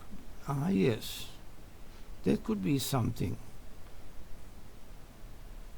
But question is what the knight does after. Yes. Knight h2. And someone is also asking, what age did you start playing? When I was about 10, 11 years old, yeah. Yeah, 10, 11 years old. Yeah. Okay. Yeah. Yeah. Very nice. I started playing when I was around 5, 6. Oh, very good. Yeah. But yeah. but okay, my parents taught me chess when I was very Yeah. young. So Yeah. but I didn't compete then or anything. No. But so let's see. Okay, so maybe we should go to another game and see what white decides to do here. Yes. Doesn't seem to yeah, we will see what white decides to do here. Yeah. This is board number 4 between Rathamvel VS and Sergey Volkov. So, oh yeah, this wasn't that one. Let's see what has been happening here. Oh yeah, this is the French. Yes. The French, where h5 was pushed quite quickly. Yes. And oh, bishop went to h3 again. Yeah. Yes. Yes, this is, and now the knight is coming to c5 and e4. That's a good square on e4, and it's not so easy for white to get f5 in because e5 is hanging. It's because if it would be possible to get f5 in one moment, and then it would be very good for white. Yeah. It's the same as we could see the other day with that game, that it took a lot of time to play f5 because the e5 pawn was always hanging. Yes. Castle. Yeah. Queen e1. Uh-huh. Queen e1. Okay, so both decided to castle short side. We were talking about if white could castle queen side, but that would probably have been very dangerous now with this whole. Yeah, because I don't see so much attack on the king side yet for white. This is the thing. So then the king can be safer on g1 with short castle. I'm wondering here, when white played g3, this is a few moves ago, but I was wondering if g4 could have been a possibility instead, or is that very weakening? in order to play g5 or or for bishop and f5 or yes, this is possible too. Bishop g2, or I'm not sure if bishop h3, but bishop g2 and this should be possible also, I believe. To instead of playing for f5 to play for g5. I was just wondering if that was a possibility. Yes. But yes, g4 is as playable as g3. Okay, but we will see. g3 was played and rook c8.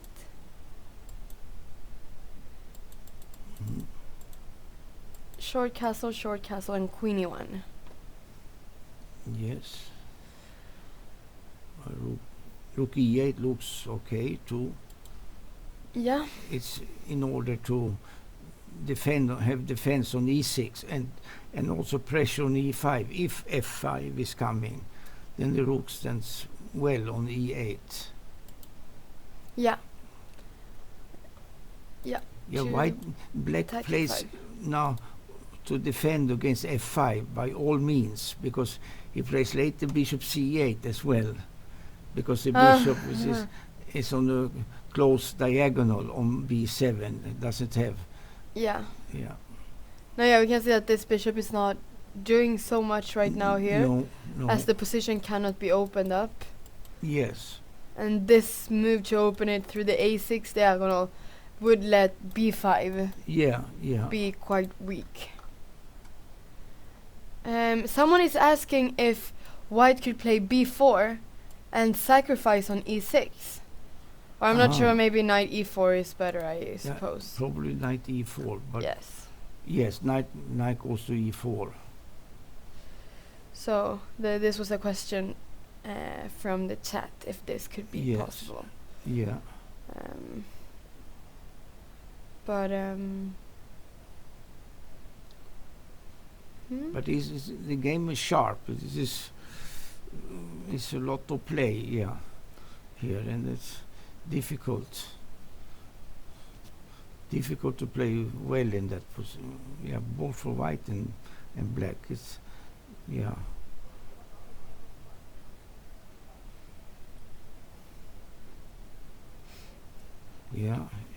I'm not sure which side I like most. I'm not sure. Yes, it's too early for me.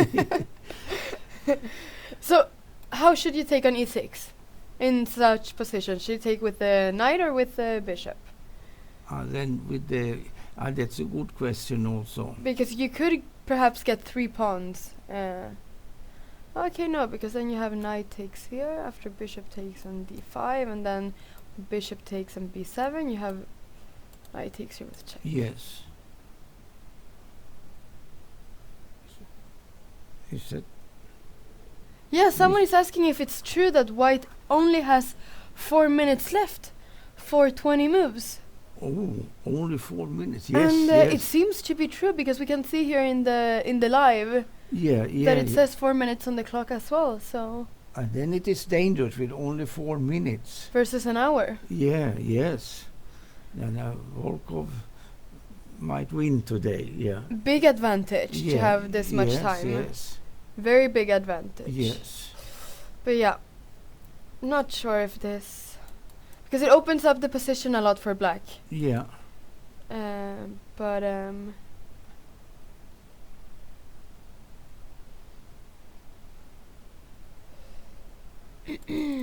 all right, let's see what happened. But interesting to play b4 and sacrifice. It looks hard to have to know exactly what's happening then. Yeah. So. Castles, queen e1. Took. Knight e4. Yes. Bishop c8. Yeah. So he really is defending both e6 and f5 here. Yeah. And rook f2. Yes. Oh, okay. Rook f2. Some more moves were played. Bishop d7. And knight f3. I like this. But he wants to. Does he want to place the bishop on d4, perhaps? Maybe. Is that the idea, or? bishop on d4, and then to play for f5, but it's difficult to get f5 in. Yeah, especially when black is doing everything to stop f5 yes, from being played. Or if he plays for g4, g5, but it doesn't look so dangerous for black if white gets this in.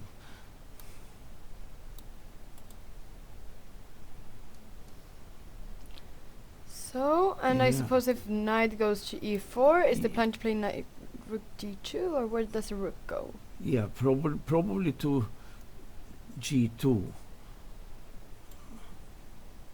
In that case, it means he has some ideas to play g4 and g5. Perhaps.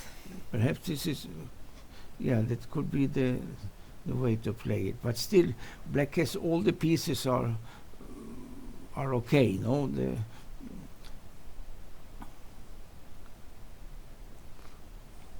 Black pieces are quite active. Yeah. But maybe he played knight f3 because he was afraid of f6. Black would break the center. Maybe that is the idea. Yeah, if f6 could be a possibility here. Yeah. Yes, that is perhaps f6. Perhaps that's why he played knight f3, in order to meet f6 with bishop d4. If f6 was played here, just wondering, could f5 be played? Let's say I'm just going to make any move for white. I'm not sure. Let's just say that the king goes to g2. I don't know. Yeah. I'm just wondering if f6, could this move be played here? Maybe like this. I'm just wondering if this is a possibility. If the f takes here. Yes. To take here, and if takes here, I wanted to play bishop f4. That was the idea. Yeah, it is. Yeah, this is double-edged. Yeah, interesting play. Yes.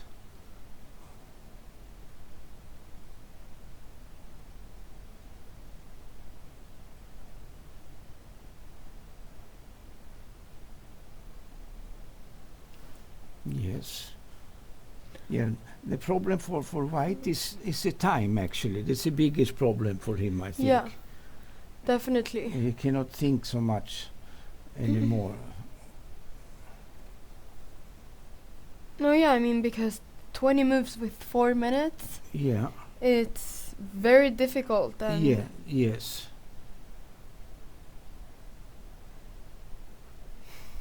And especially at high level chess, you need to have time to think as well. Yes. It's very important. Yes. So definitely time is the biggest problem for white, because white does have many ideas as well that he can play. White has many different ideas. Yes. To choose from. Yes. If he wants to. So knight f3 was played here.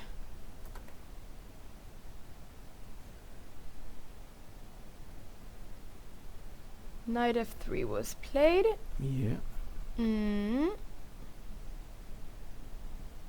Well, we can go to the next game and see how this this game on board 4 continues. It will be quite interesting because soon it will be almost like a blitz game at some point, perhaps. Yeah.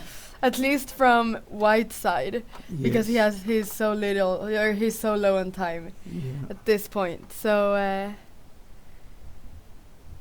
let's go to this game, which was also very interesting, between Jesper Thibault and Tor Kassen.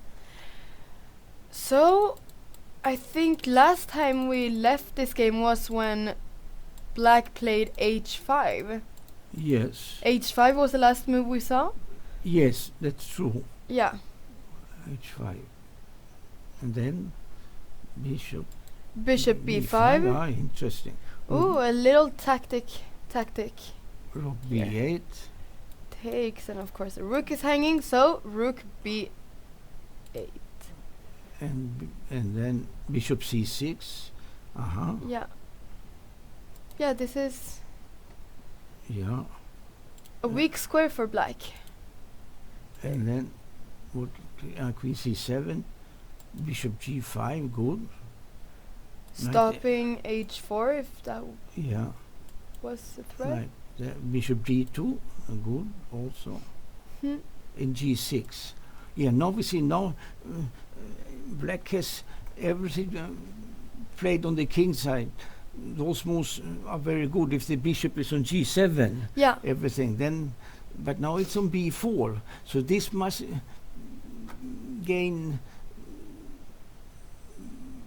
things for white. That white has more hopes here than white is more solid in this position. But he cannot use the square c4 as normally white can use the square c4 for a knight in Benoni, no?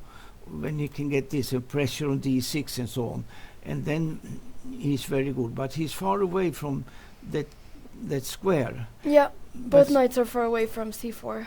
But still, the black square bishop doesn't get back to g7. It can never get back. Yeah, no. So here we can really see the difference of having a bishop here. Yes. Or even on f8 now to be able to go to g7. Yes. And not only to have this whole diagonal, but also because this rook would be very active on b8. It would be a perfect place for the rook. Yes. Now the bishop is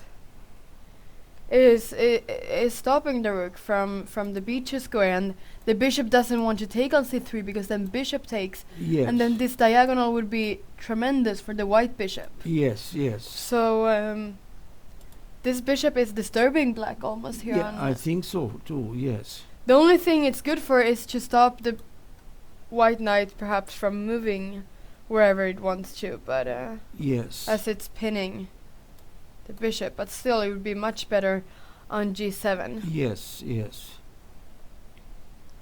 Yeah. The Indian play. Yeah.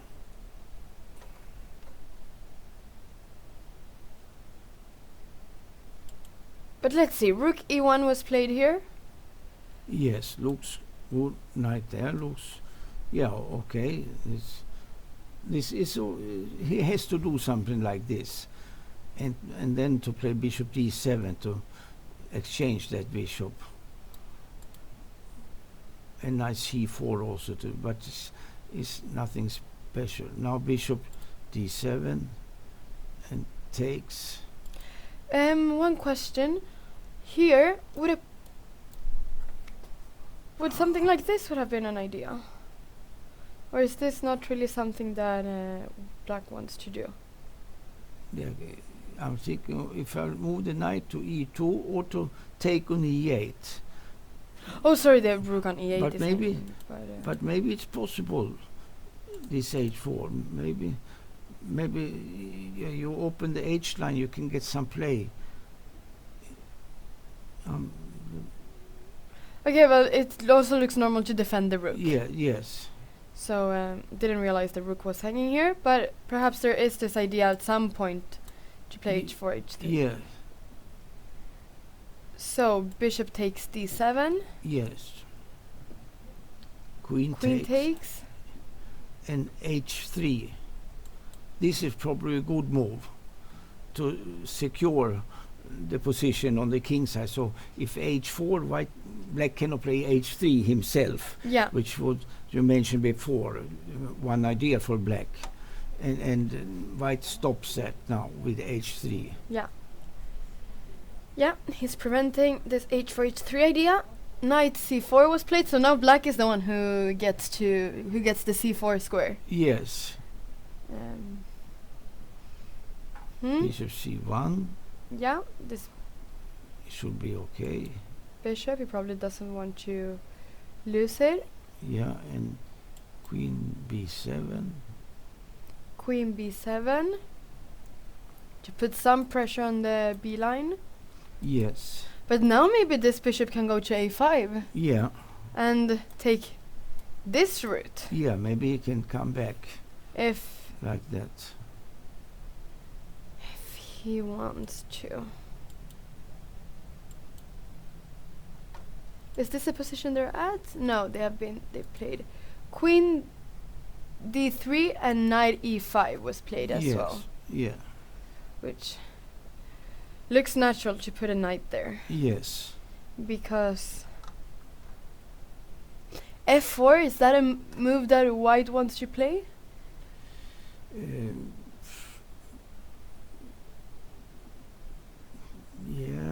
Yeah, I'm not sure actually what F4 and then E5 and to sacrifice a pawn and then F5, this idea again, like we saw in another day, the same idea. It didn't happen in the game, but F4, knight goes, E5. Yeah, knight goes. When E5. you take F5 and then F5. Yeah, very good idea to remember this. F4, E5. And then F5. Yes. But you first play E5 before F5, so that the E5 square cannot be taken by any piece, which would be very strong on E5, such as the knight, for example. Yes. So.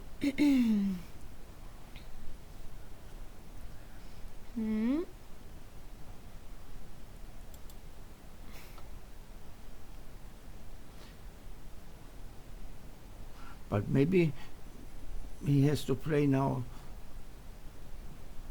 C4, try to jump with knight to D3, and bishop can go back to C5. Maybe this could be something for black. Definitely.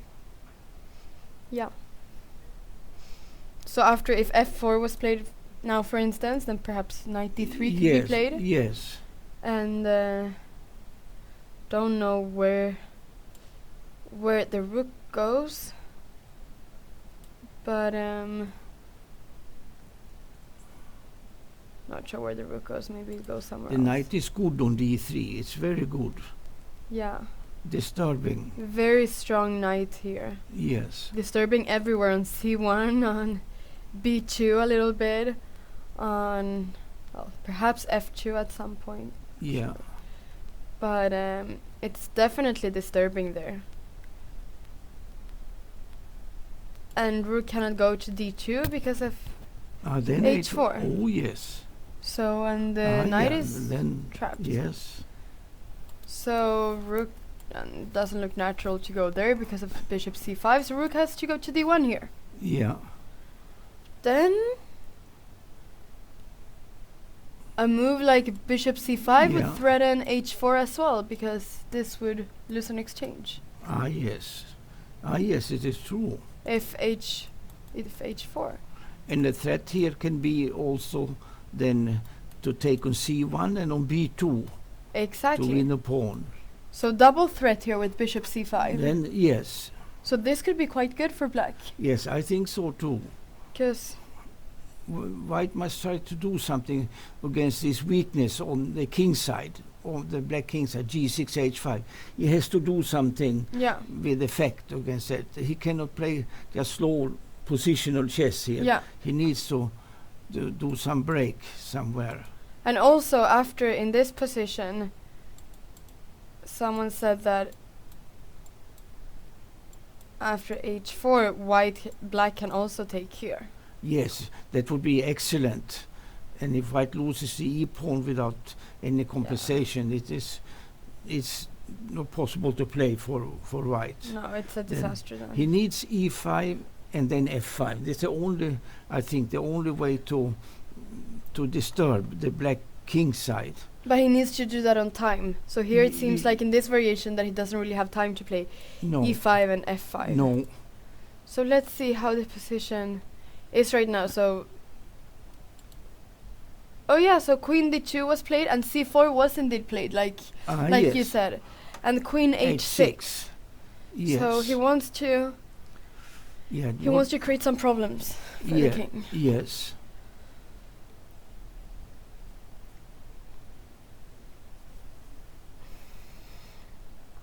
Does he have time to create problems for the king? Can I play knight d3? That is what I'm wondering. It's also good in this type of positions, if anything, to exchange this bishop, maybe. As it could become strong Yes. later.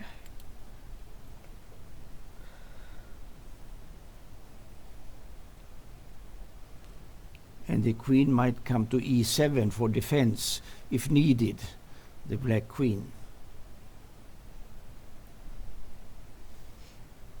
Yeah. And then queen f8 would be possible as well. Yes. To defend the king Yeah. in this position. Yes. Okay, so this game is actually very interesting. Yeah. So let's see what. Oh, so was knight? Is this the game? Yeah, knight d3 was played, and rook e2. Question is what happened. Oh, sorry. Yeah, h4 Then cannot he be can played. take it. Yes. But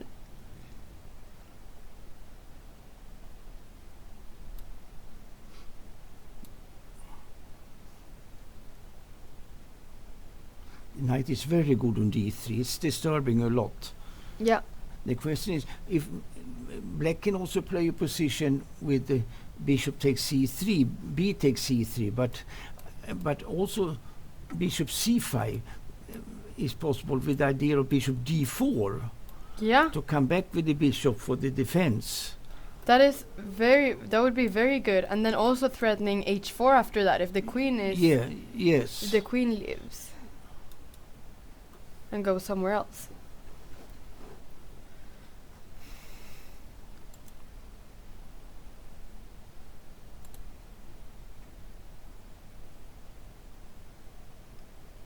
So it seems to be, yeah, it's black's turn here. So,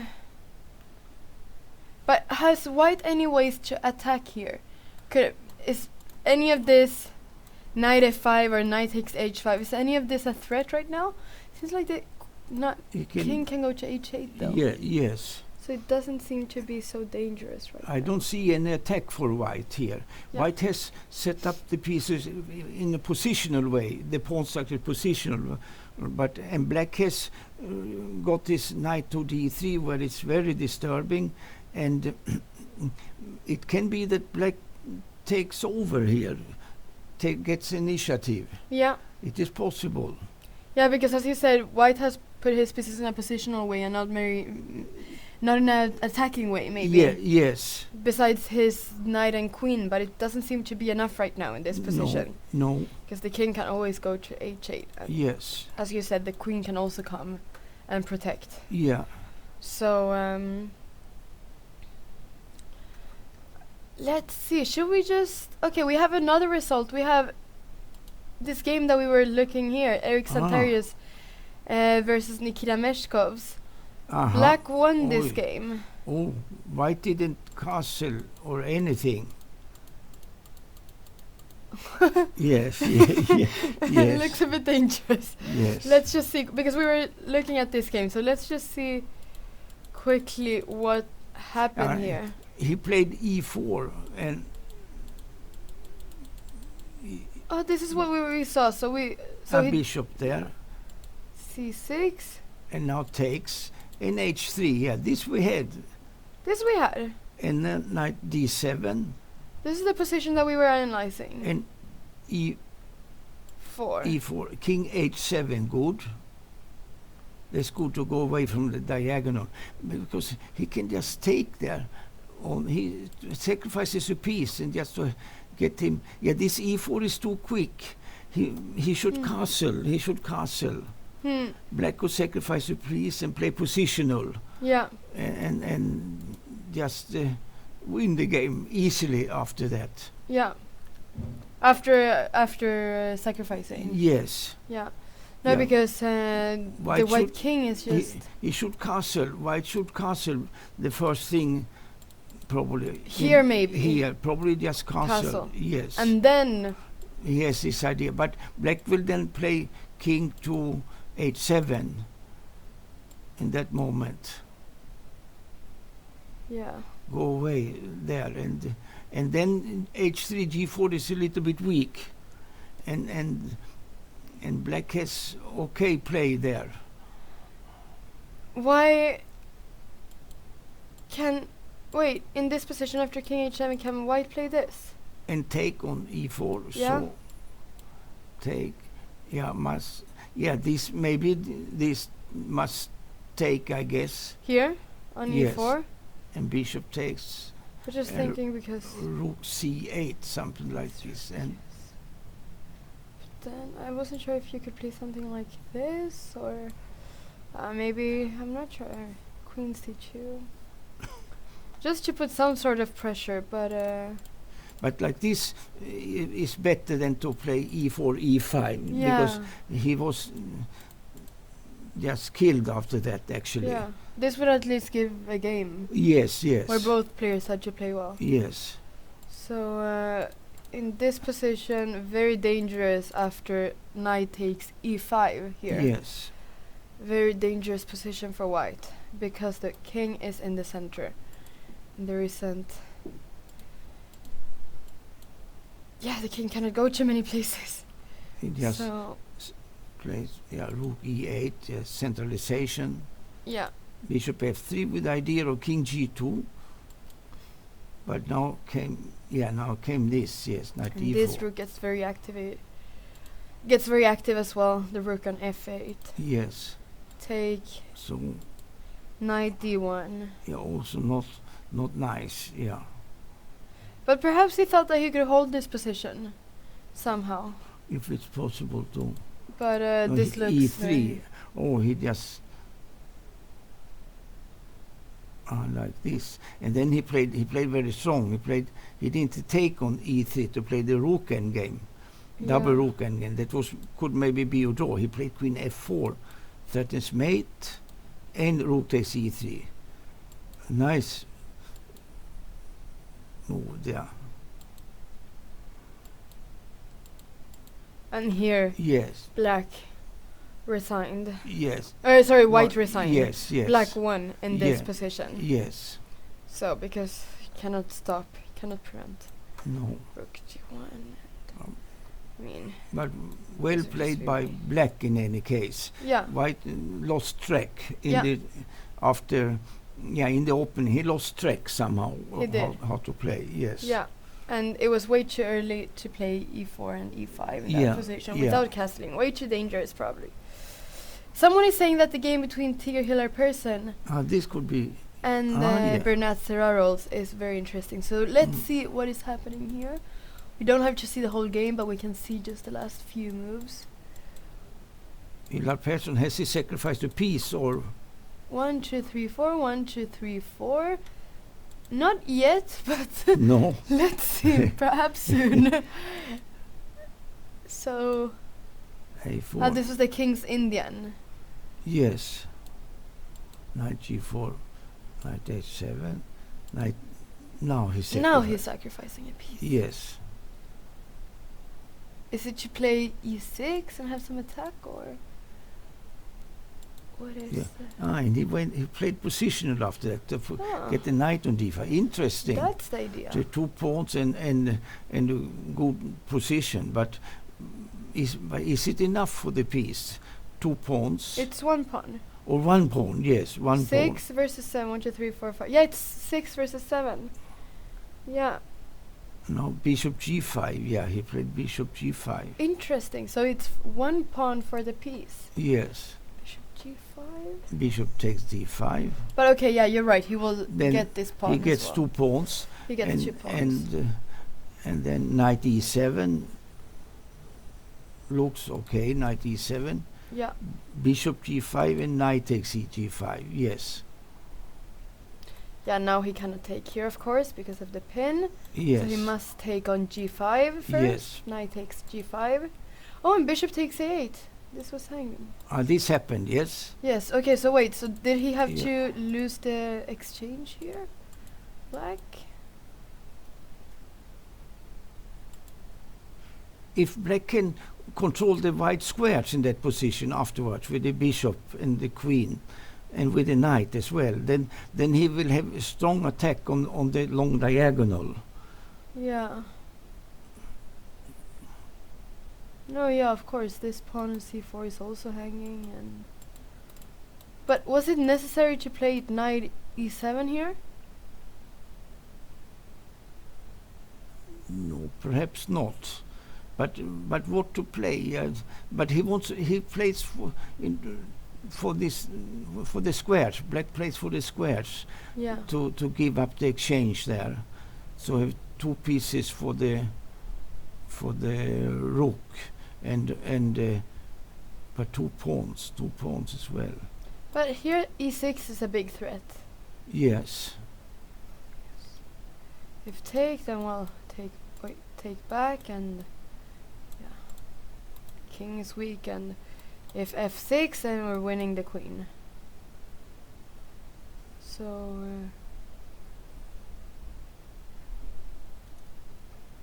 but it can be okay, this knight e7. Yes, it is. It's interesting idea. He plays for the diagonal with his pieces just there, and knight takes, and now and rook takes. Yeah. And then he wants to have bishop c6, knight d5, and try to play for the diagonal there. For this a8 h1 diagonal. Yes.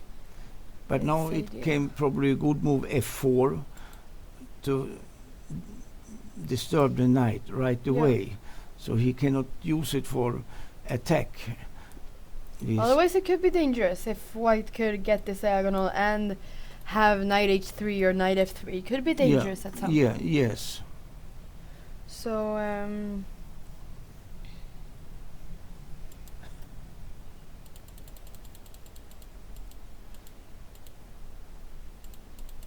very interesting sacrifice there. Yes. Do you think that black... The positional sacrifice. Yeah. Do you think that Bernat Serraros saw this knight takes d5 after knight h7? Do you think that he analyzed this?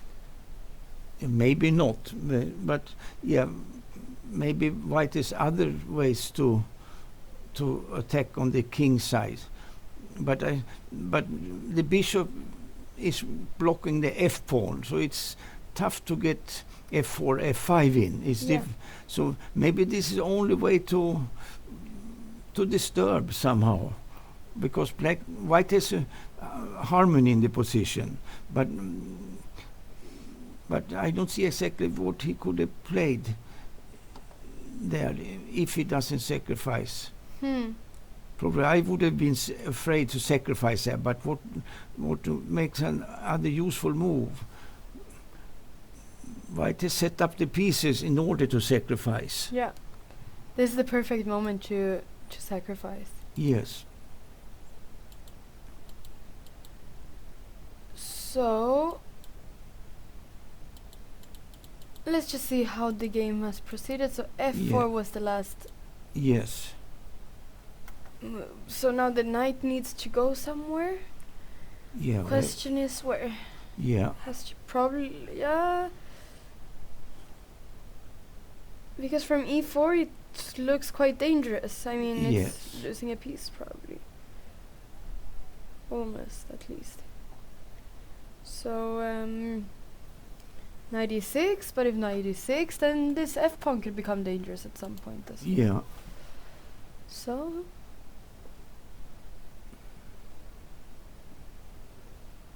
the question is where to go, e4 or h7. No, e6 is better. Yes, that is a good move. That's a nice move.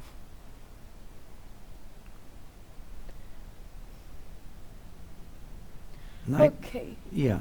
F5 is nothing because of knight back to g5, where it will be standing very well for the attack and also for his own defense.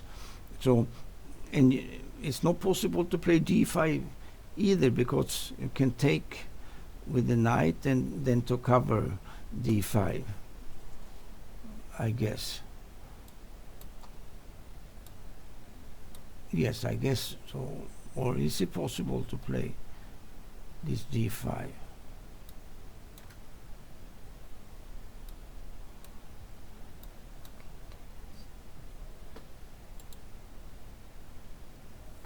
Okay, we will No. continue watching this game. We need to take a break now because we will have a guest in the studio very soon. Okay.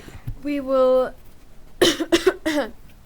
we will be back very soon, and then Danny Wrench will be with us here in the studio. Yeah. Many of chess.com viewers know who he is, and it will be very interesting to have an interview with him. So, in 10 minutes or so, we will be back with an interview with Danny Wrench. We'll be back very soon. Thank you. Okay, thank you.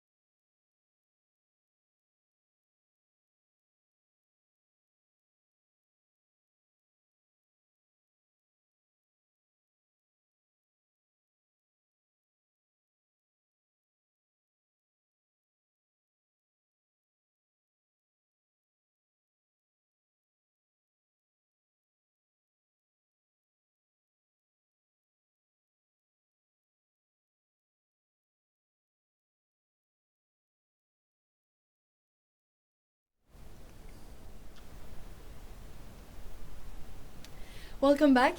Our stream has right now a cooperation with chess.com, and we have two special guests here in the studio. Thank you. So we have one of the members from the Rilton Committee, Birger Wenzel, and international master Danny Wrench from chess.com.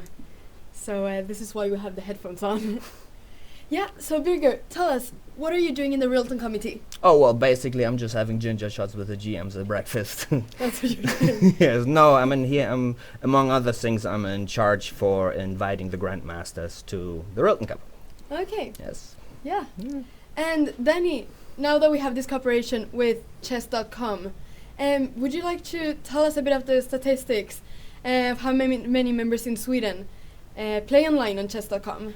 Because it should be approximately 40,000 members that play online in Sweden. No, the Swedish Chess Federation. In the Swedish Federation, yes, yeah. offline, yes. Offline. Yeah. So how many play in chess.com online?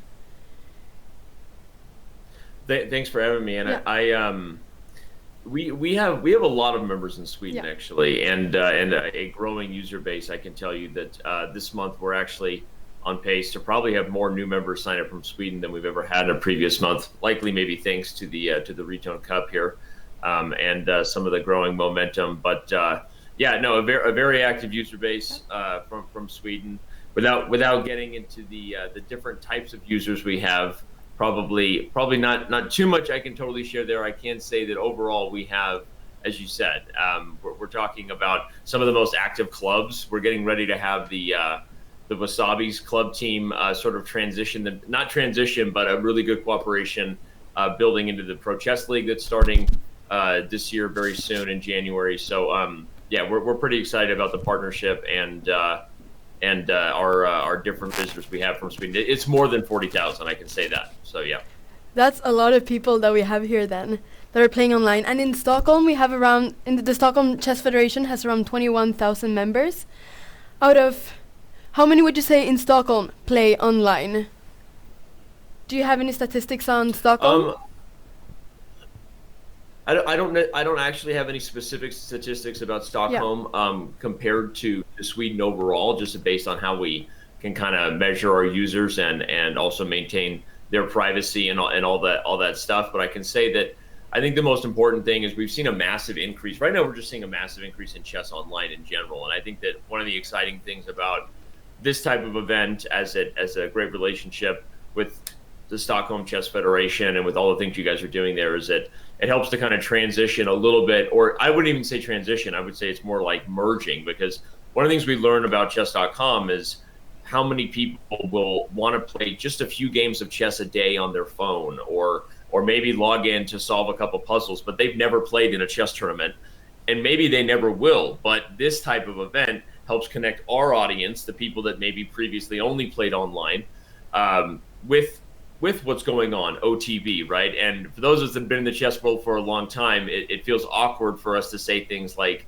OTB has to be translated to more chess players than online does, right? There are more chess players online, but when you say OTB, you have to say that means over the board, right? And it's kind of crazy to think about, but it's true because there are so many people playing online. And I think that that's kind of the goal we have overall is just, I think for many years, the online chess community was almost seen as the enemy of tournament organizers because it was making it too easy for them to play and people didn't want to play in tournaments. But now overall, I think the online chess experience has grown the global chess community to the point where, we're going to see a big swing back the other way as we connect the online community with, the Stockholm Chess Federation, with the Swedish Chess Federation, all those things. And we think that this type of event, the Pro Chess League, other online stuff we do kind of helps do that. Definitely. That's something that I can just tell from personal experience that I can really see how online chess, and especially chess.com, has grown in places such as my school. A lot of people have started to play chess.com. So it's really, really fun that it's something that is growing so quickly for different users. Why is it that it's the Wasabis that is working in for Sweden? Right. I mean, as Danny said, this is where chess is heading. Chess is heading towards marrying the virtual esport realm with the offline world. And at the moment, Rilton is doing very, very fine.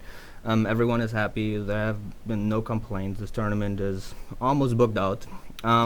But going into the future, I mean, this tournament has been around for 49 years, and we want to go for, well, another 49 years at least. Yeah. And so, yeah, this is where it's heading. So it's the correct step to do to prepare for the future now by integrating esport elements with a tournament like this. And that's the reason why we started the cooperation, not only with chess.com, but also with the Wasabis. And because, yeah, this is where it's at in the future. Yeah. And the Pro Chess League is the leading esport league, chess esport league. So would you want to talk a little bit about what Pro Chess League is exactly, and for you, Danny, if you could explain us a little bit what Pro Chess League is and how it works for our audience. Yeah, sure. I mean, right now it's going into its fourth season. Yeah. It's currently kind of the only, I guess, online chess league or online what you would call as a esports league for chess. I think there are a lot of other great chess sites, and there are maybe more things like it coming. But right now, the Pro Chess League has a very long-standing kind of tradition that started with the U.S. Chess League that ran for years, which was what you would think an online chess league is. A bunch of people get together and they play online for one team versus a bunch of people playing together from another team, right? But it was only in the U.S.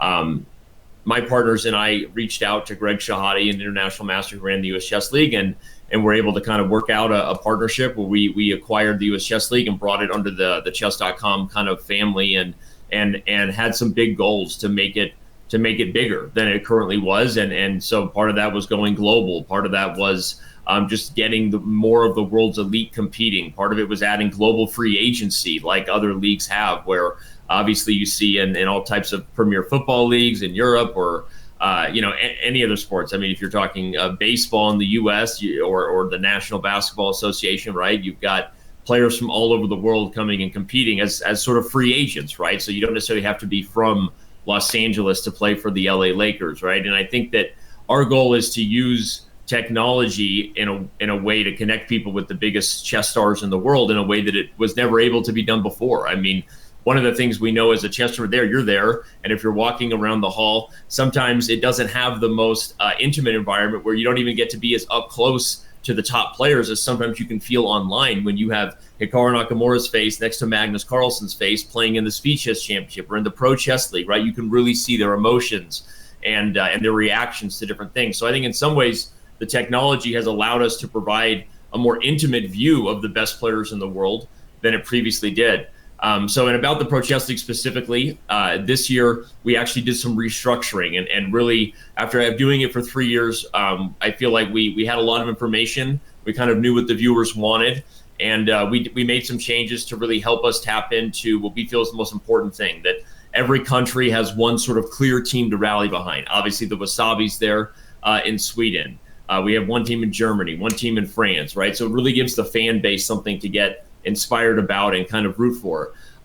Secondly, we removed the rating caps, which were previously in place that sometimes prevented lineups that would have, this year we're going to have teams from India that feature Ding Ren, Wang Hao, Yu Yang Yi, and Wei Yi all playing on the same team, which, by the way, sounds very scary, right, for every other team. But you can go around the league, right? And I think and then combine that, we just continue to invest in other ways to make it easy for teams to compete. And our goal is very big, and hopefully the team chess and this experience of fans being able to connect and root for all their players as one becomes something regularly, like an online chess Olympics, so to speak, right? But we don't have to wait a couple years. It's happening every year online and in a very exciting way. So it is also rapid chess, which I think in some ways is right what people have the ability to tune into, and that's not taking anything away from classical or over the board chess, but also not, it's more serious and higher level than Blitz and Bullet.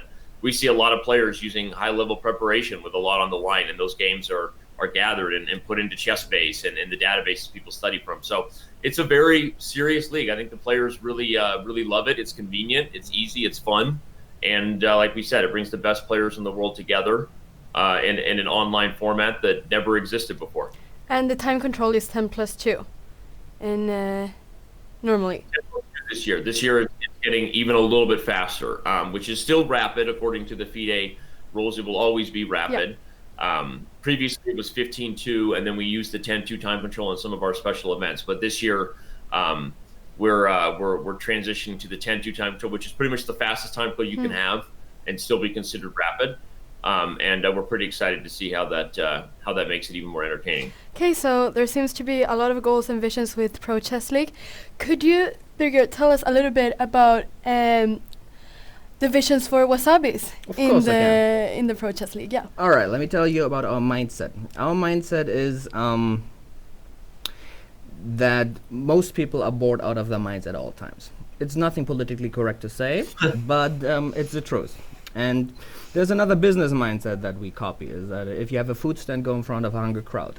So the hungry crowd, we believe, is online, and well, they are bored, yeah. And so we want to bring entertainment to them. The nice format about the Pro Chess League is that you have emotions connected to it, because well, if you look at classical chess, it takes a while until something happens. And the way the Pro Chess League is set up with 4 rounds of 10+2 means that within a 2 hours time frame you have well, some drama and excitement every 15 to 20 minutes. And this is important. So for example, when you go around the Rilton Cup, where do people stand and watch? It's during time travel. So well, people want to see drama. People want to get entertained. And, you know, the winters in Sweden are quite long. Very long. It's not just a myth, right? No. So, and in the evenings, well, what can you do? I mean, okay, can you give me one rational argument why anyone would pay money to watch 22 sweaty men chase after a ball in soccer? No. Exactly. So it makes no sense, right? So people want to get entertained. They spend all their time on YouTube. Now, this is where we're trying to catch this online crowd and actually make them come offline. So, you know, this is our, well, one of our main goals, to combine these two worlds.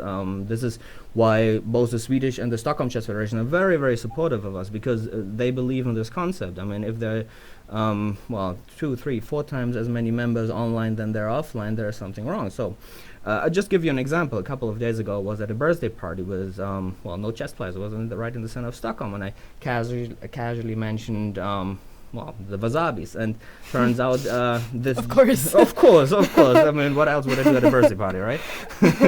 So, and it turns out this one guy I was talking to does play chess on chess.com. He showed me the app, and he actually does it with his wife. So he had no idea who Magnus Carlsen was. He had no idea what the Rilton Cup was, but he was playing online. And this is the kind of crowd we're trying to reach out to. Now,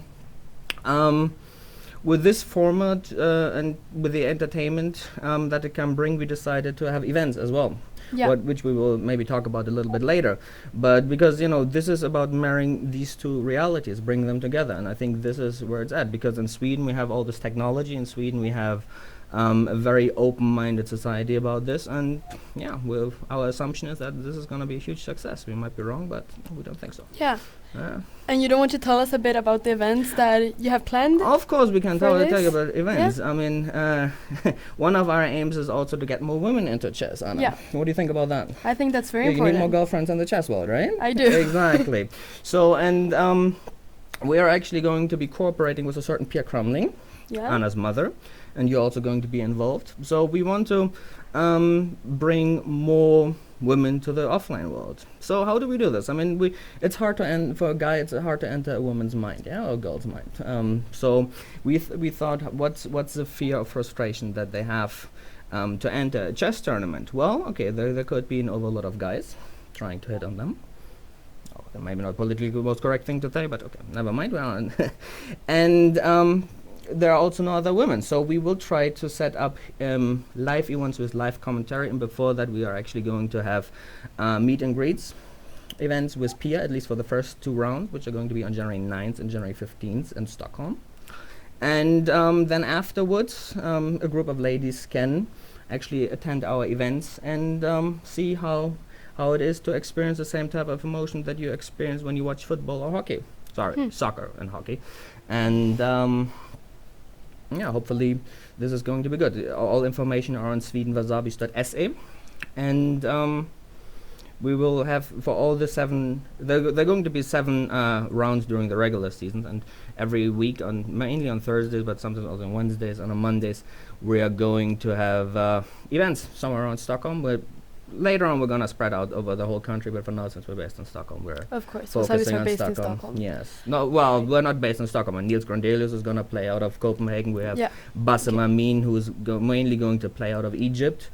We have. That's the nice thing about this. You can Yes. play out of anywhere. Exactly, but interestingly enough, we always have at least one player who will play on site. So this is very important for us, because then actually the fans can actually see one of the top stars. Mainly it will be our Swedish champion Erik Blomqvist. See him in action, meet him, take some pictures. And I mean, when you play online, you have facial expression that you usually don't have when you sit right in front of your opponent.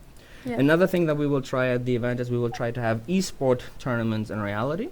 So together with chess.com, we will try to have, as an experiment, we will have before the broadcast will start, we will have chess arena king events in Bullet and in Blitz, and try to how it is to play against opponents online when the opponents are in the same room as you. So it's a test. Very interesting. Very interesting, right? Never heard of something like that. Yeah, it hasn't been done before, Yeah. so we try to be the leader of that. And it's a test. I mean, our assumption is this could be fun, because surprisingly, maybe also surprising for you, a lot of people have told me that they have a hard time seeing the 3D board. So they mainly like the 2D boards online, because they only play online, which is strange to me, but okay. I've heard a lot of that too. Yeah, right. I know a lot of people that say the same thing. Right, you see? So that's what you get used to if you're playing online. Exactly, all the time. exactly. And so we will try. If it's gonna work, this could be a huge success, and it's worth a taste. Yeah? And last question before we end. How, because you're also doing a lot for kids, Yes. how will you continue to promote chess for kids? Well, I mean, in Sweden there is this called Schackfyran. This is a competition between fourth graders, and which attracts many kids. Just in so how it's structured is you have all those regional qualification tournaments, and then you end up in a final. And together with the Stockholm Chess Federation, we will have an event at one of the biggest arenas in Stockholm at an exit, where the preliminary round of the Stockholm region is going to be held, and they're going to be 9,000 kids. And in an ideal world, they would all stay in chess, but they won't. So, conservatively speaking, 99.9% will have access to technology afterwards. So we hope to get them keep them engaged through the Wasabi. So instead of supporting the local soccer or hockey clubs, they will hopefully support their country in the Pro Chess League, and also the Wasabis. Yes, the Wasabis, and maybe also come offline. Yes. Yeah, that would be very nice. Schackfyran, it really is a very big thing in Sweden. Yes. And once again, I know a lot of people who, even though they don't play chess, they have been introduced to chess because of Schackfyran. So it's very good to try to keep them interested after that, so that they don't leave chess. Exactly. And I mean, Danny, you probably agree about this, but I mean, since we have all those chess and school programs popping up all over the world, I mean, we grow the base as chess. So the esport is a huge market potential as well. Don't you agree, Danny? Because of that. Absolutely. I mean, I think you said it very well, and Anna's follow up there. So many people are sometimes surprised in the chess world that we come from, and we're so inundated with it, and we're watching a chess show here, but there's a lot of people that just play on their phone and don't know, like you said, who Magnus Carlsen is, that there's even an over-the-board chess community, but they know of the game chess, right? And they're maybe playing regularly, maybe dozens of games a week, right? We want to capture that audience and make sure that we can interest them even further. But also with kids, we want to get them in and then not see the drop-offs that you see historically in different demographics. The ages can be different. But and for men and women, it can be different for boys and girls. But historically, you will see a drop off, right? Sometimes after the middle school age, right? Heading into you mean as soon as girls and alcohol become interesting? Well, and one of the there's all kind. We could probably talk for a very long time about this, right? In terms of the different. I mean, we have both online metrics that tell us maybe why that happens. Okay, they're getting interested in other games and other things, right? But also just, I mean, I think all of us can do the math and know that at that time, as people are growing into the world, they're interested in all kinds of different stuff. And if chess isn't at the forefront, there's two reasons for that. One is there hasn't historically been presented a probable future for young chess players. I mean, even some of the most talented people in chess, as you know, are being told, okay, this has been great. Now it's time for you to think about being a doctor or a lawyer, whatever, right? We think the professional online chess league, but also just establishing infrastructure at the top, that there's a real future, maybe online, within universities, all kinds of stuff is a very important step toward getting more young people to stick with the game, but also making the stars of the game more accessible. I mean, we don't have, obviously guys like Magnus Carlsen have been busy in Moscow this week. They're not playing in the Rilton Cup or Hikaru Nakamura or others, but we do have some great stars there, right? Elshan Muradi-Abadi, right? He played in the Fischer Random World Chess Championship, which was also historic on chess.com this year, the first ever online event acknowledged as part of a World Championship cycle, right? I mean, you've got, as you said Eric Blomqvist, right? You've got Dmitry Kolarz, who played in San Francisco at the Live Pro Chess League finals last year, right, for the Stockholm Snowballs, now playing for the Germany Bears. Nikita Meshkovs is there, right? I think I'm just listing players who I know I think are there. I'm sure there's others, but the point is we want to make people feel connected to the stars of the game, along with feeling like there's a future for the game. And I think those two things are really important. And frankly, I mean, just to hear you talk, Bert, I mean, the passion is there, really real. So I just want to, before you guys kick me out here, and get back to what matters with the chess. And we let the chat get back to chess instead of asking me to do silly things. Sorry, I was reading the chat. I'm reading the chat right now as well.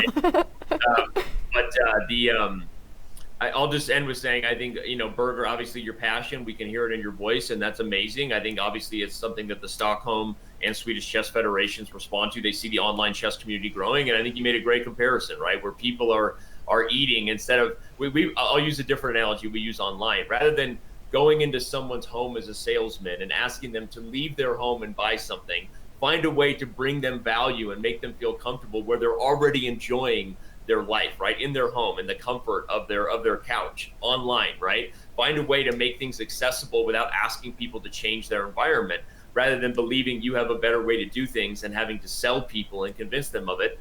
Find a way to deliver great stuff. And in the chess.com world, we have a big goal. The ideal goal we have for every user is eventually they get to the question where they ask, why did I lose that chess game? Because the moment they're asking that, they care, and they're not just spending time playing, right? And then they want to learn, right? And then obviously they maybe want to upgrade to becoming a premium member. Obviously it's a business model, but it's also not even about that. Once we know people start analyzing and even just reviewing their game a little bit, we know a lot more that user now really wants to get better. So our job is to do everything we can to continue to help the online chess community get to that magical question, why did I lose that chess game? And then maybe they start to care enough about chess to follow the chess community and do all the things that we want them to do, I guess, as far as helping the game grow. So with that long-winded final answer, I guess I should probably turn it back to you, Anna, and sign off, go get my coffee and get my kids awake. But thanks for having me. Thank you so much for coming here to the studio and for talking about Pro Chess League. And thank you, Birger, as well, a lot for talking about the Wasabis. And tune in on January 9th to watch you and your mom. Exactly, you should do that. All right, we will soon be back with the games. And thank you very much. Bye. Bye.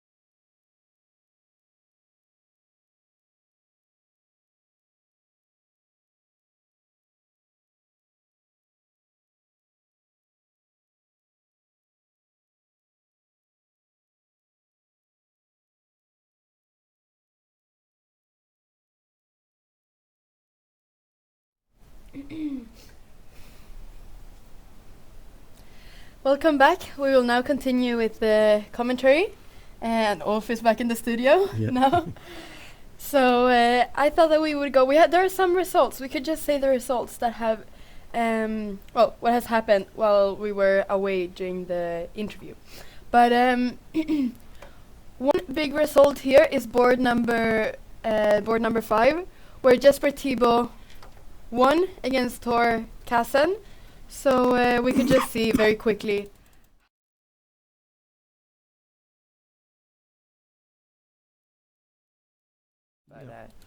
Yes, this was see his. very quickly here what happened, how Jesper Thibault won. So this is the the knight d3 that we saw before. Yes, this position, yes. Rook e2 was played, bishop c5. Yes, f4. Yes, maybe he shouldn't take this Bishop here. bishop yet. Yeah. Better to keep, but okay, let's see. I was thinking bishop d4 always, so I can get back to g7. Yeah, maybe that would have been a better idea in this position to play bishop d4. Bishop yes. d4. Not sure if bishop d4 could e5 come here. Yes. And after take to play this. f5 in any case. And this, and I mean, then you take on g6, so there is no time for bishop g7 then. Yes. Perhaps. Yeah. But I thought that we would go through this quite quickly so that we can get to the other Yes. games that are live. Queen e7, e5 was played. Yes. D takes e5. Okay, f takes e5. I just like this, yeah. So he didn't play this f5 idea.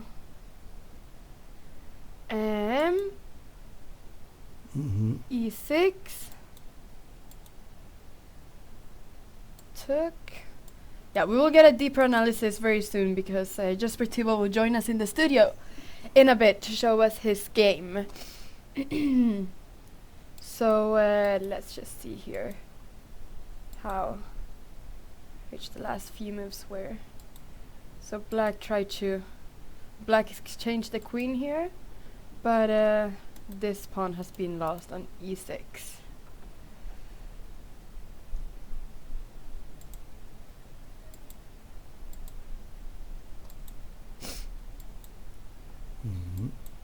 The knights are very strong here. Yeah, yes. They're taking everything. No. Yeah. Yeah, so it's just mate now. Yes. And It was check. a nice finish. Very nice finish. To sacrifice the knight here. To sacrifice the knight on h5. Yes. So, okay, once again, we went through this quite quickly, but we will have Jesper Thibault in the studio, who will give us a deeper analysis of his game very soon. So should we go to one of the games that are being played now? Yeah. I thought that this game was the game where... the Volkov game. Yeah, the Volkov game, where Rasanvel played many moves with very, very little time. He only had 4 minutes for 20 moves. Yes, it was a difficult situation for him. So let's see how he played in the time trouble, because we haven't seen this game in a very long time. Yes. So 1, 2, 3, 4, 5. 1, 2, 3. Let's just see. So black is 2 pawns up in this.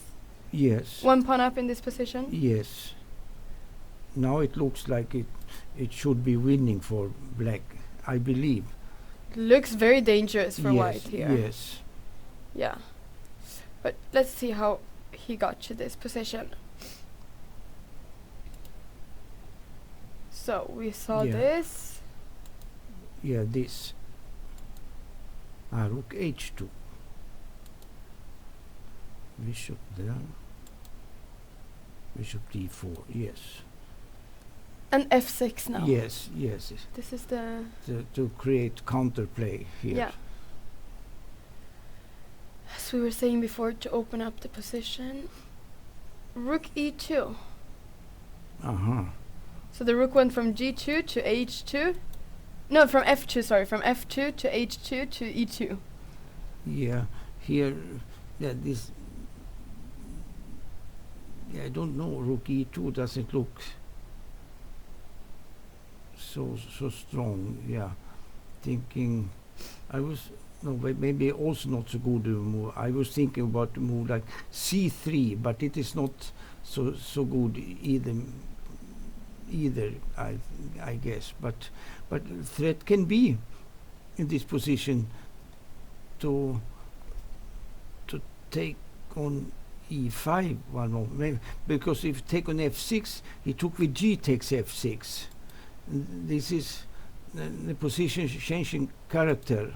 Yeah, we can see Again. now that after rook e7, e takes f6 was played Yes. in this position. Yes, it's that is a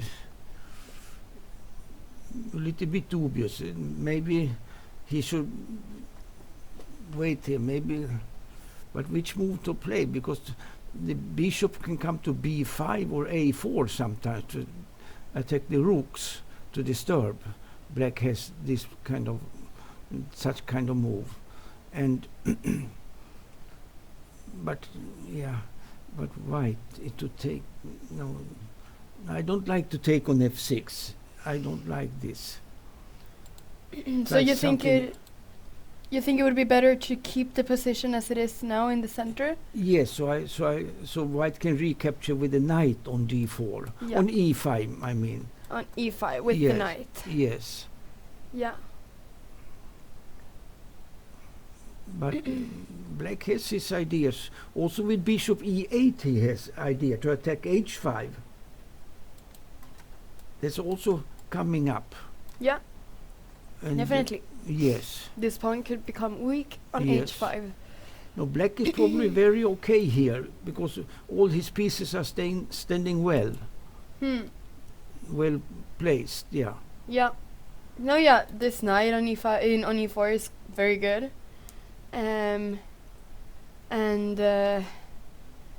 Most of the pieces are quite active for black.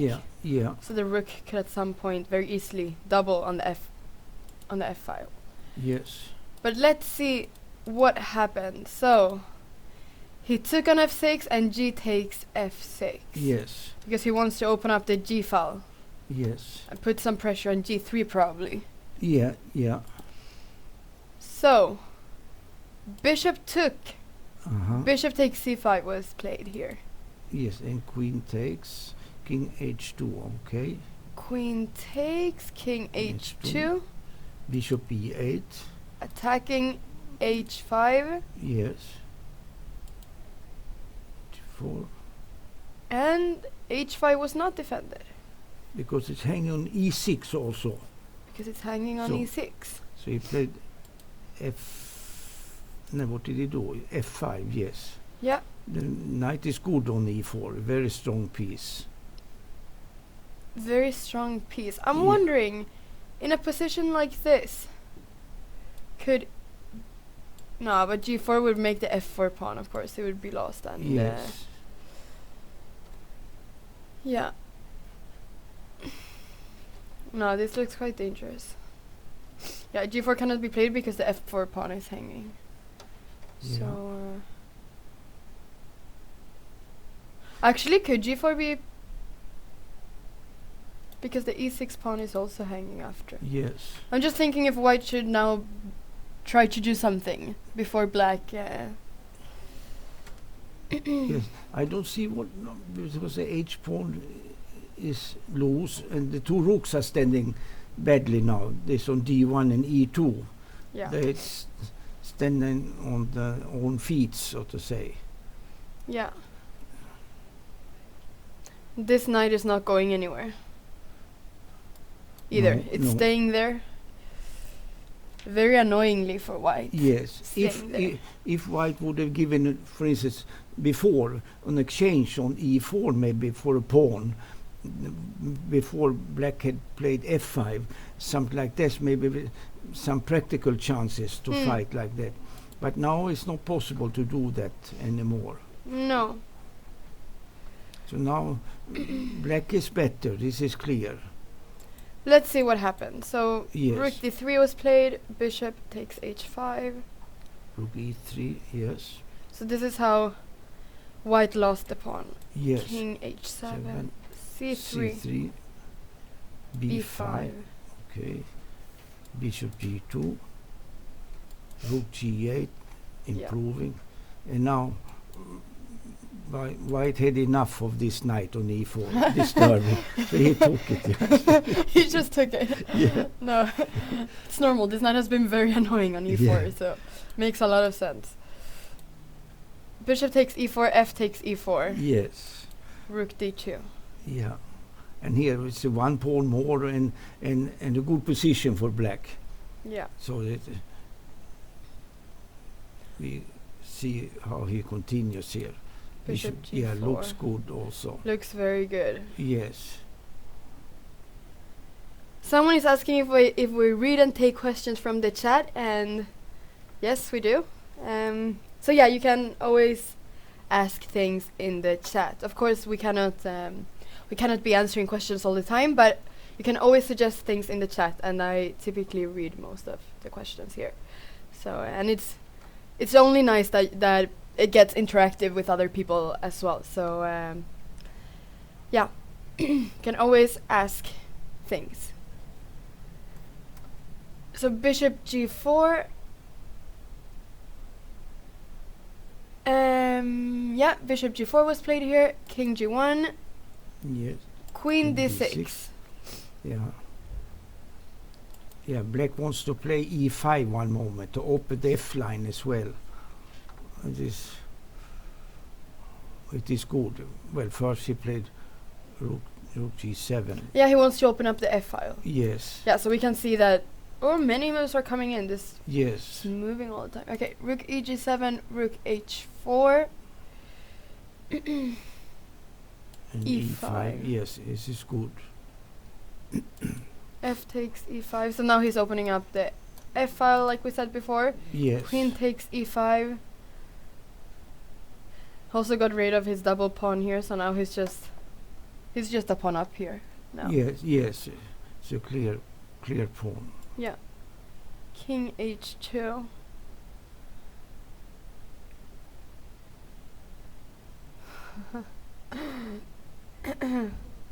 I promise I am reading the chat. Yeah. Rook f8. Yes. b3. Yes. Queen g5. Yeah, looks good, everything. King g2.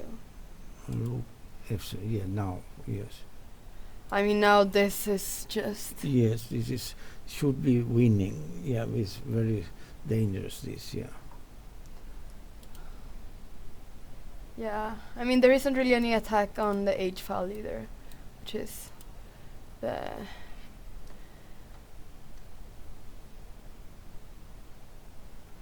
Which is the only thing that the only file that white has right now, but this part is just... In the game it became, yeah,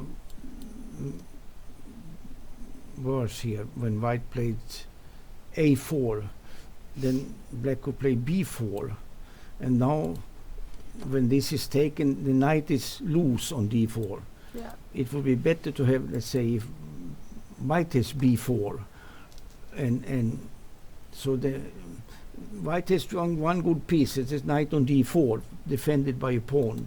Yeah. But now it's not defended by a pawn anymore. When it will be taken on c3 or c takes b4, so Vas loses the control of the d4 square. Eventually he will lose his control. Yeah. And this is makes the task easier for black when white loses the control on d4. Yeah, definitely. And he didn't take now c takes b4. He played No. a5 instead. Yes. White. But he still loses control over d4 now after b takes c3, sorry. Yes. Because Yes. the pawn stops protecting the d4 knight. Yeah. So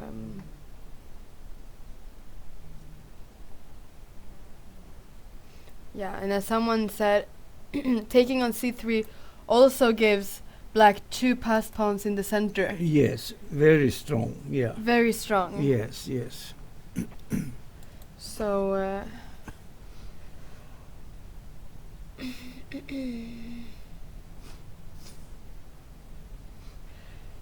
How should black proceed, do you think? How does black win the game now? Maybe he can play with the idea of I was thinking if he plays bishop f3, such kind of moves. Yeah, I was wondering this as well. So we can see if something like this was played, and king f2, right? No, I was thinking to take with the rook, perhaps on f3. Ah, you take with the rook. Yes. So Zachary, you give an exchange here. No, if black takes back with the rook on f3. Ah, sorry. You Here? yes, or you take with a knight on f3, and then rook takes f3. Knight takes. Yeah, sorry. So knight takes. And rook takes. Rook takes. And rook takes. And rook takes again. Yeah.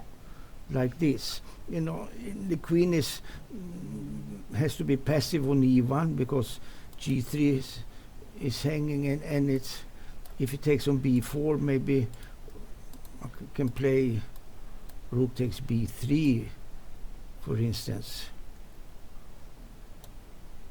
And the two center pawns should win the game. Yeah. Like we said before, these central pawns are very, very strong. Yes. And in endgames it should be very good for black. Yes, I think it's very good for black, this. Let's see what happened. He So b takes c3 was played. This happened. He took first, yes. Rook f2. And rook f2, yes.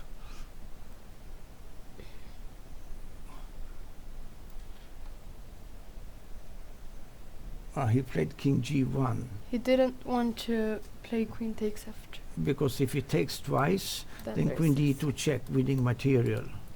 Here you can see that this is just not possible Yes. because of this. And the rook is hanging. Yes. And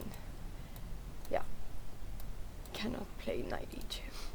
So He played king g1. So after rook f2 check, he played king g1.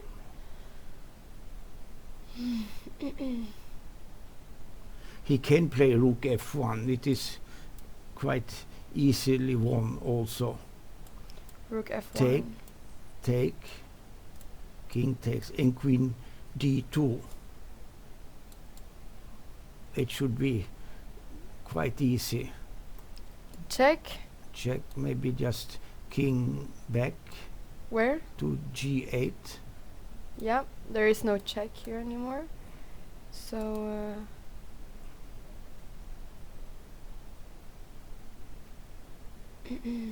And the knight has no square. No good square to go. yeah. Yeah, and this is just big mating net here. The king is very weak here, and it Yes, should yeah. almost be checkmate. Yes. So, wait, sorry, that is not possible. So, where are the rooks in the live right now? There they are. Okay. So, do you think that black will play rook f1 check? Yes, I think he will play this. Yes. Yeah, it's the easiest probably. Yes.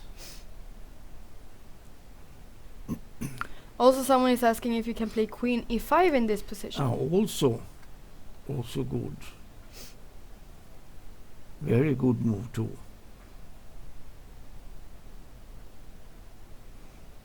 And this is perhaps just winning. Maybe even stronger. Yeah, because there isn't any check either here now in c7, so... Yes. And how does he protect? Yes. Yeah, the knight has no square where to go. No, because if he goes to c2, for instance, then rook f1. Yes. Take, and then queen takes c3. Yes. And it's just winning. So, have they played anything? He played. He played rook he f1 played check. very easy, even easier. This check twice. He took that and played instead of queen d2, queen f6 check, and just picks up the knight. Yeah, this is Yeah. easier, of course.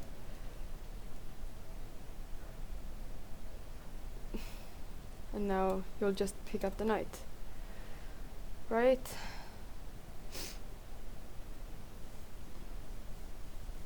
Yeah, and now king g8.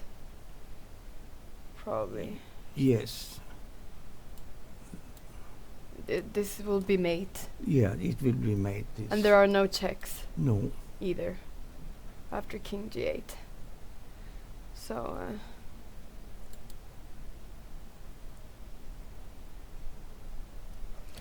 yeah, this should just be winning for black now. Yeah. So probably Volkov will win this position. Yeah. White didn't get any counterplay at all. No. Black played safe and well this game. Yeah. Good game by Volkov. Should we go to some other game? Yes. Let's see. Which do you have any preference, Ulf? Is there any game you would like to see? Yeah, I would like to see your father against Quesada. Yeah? Yeah, Juan. Let's see what's happening there. That is interesting. So we have an Uh-huh. end game here. An this end is- game. This is dangerous for Juan. So we will look at this for just a little bit because very soon we have Jesper Thibault who is coming into the studio to talk about his game. But we can just see a bit how this end game is right now. And this is board 10 Yes. of the tournament. Juan Manuel Belon Lopez against Luis Ernesto Quesada Perez. So we have followed several of his games, Quesada Perez games. We have followed some of them in earlier rounds Yes. as well. But we can just see this end game. Uh-huh. How would you? Is this a draw in any way, or is this just winning for? Yeah, well, White can perhaps play for one idea. I don't know if it's time for that, but to get the king to a1 and play against pawn and a bishop, that is a draw. He can be a piece down. He needs to. If he gets his king on a1. Yeah, but he needs. And he can be a piece down. He needs only to eliminate the pawn on h4.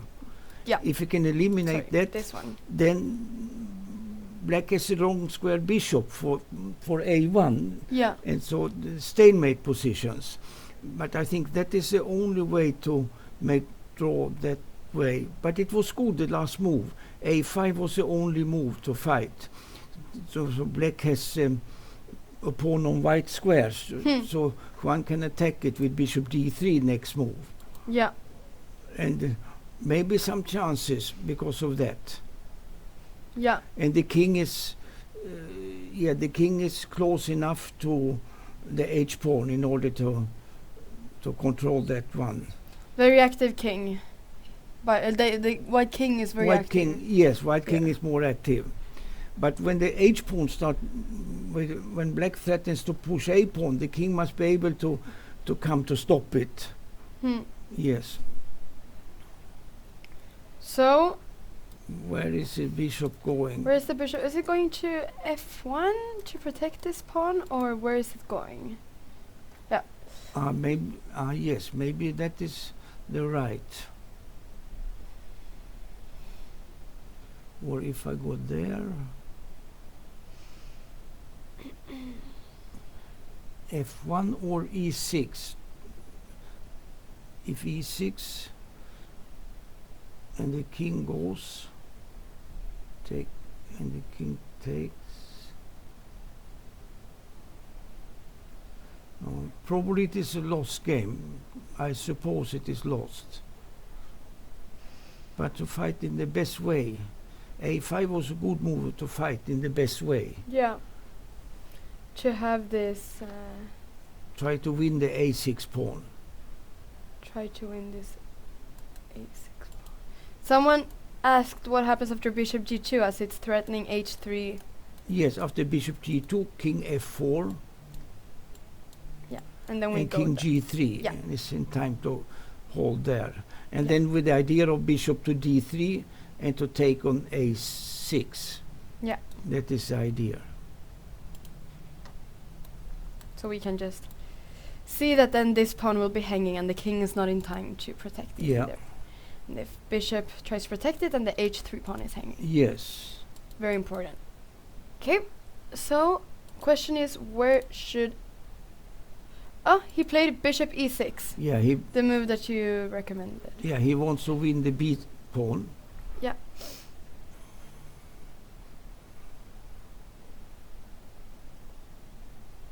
Yes, this is if king f4, take king g4. We can see that Volkov won now as well. Ah, yes, That's right. yes.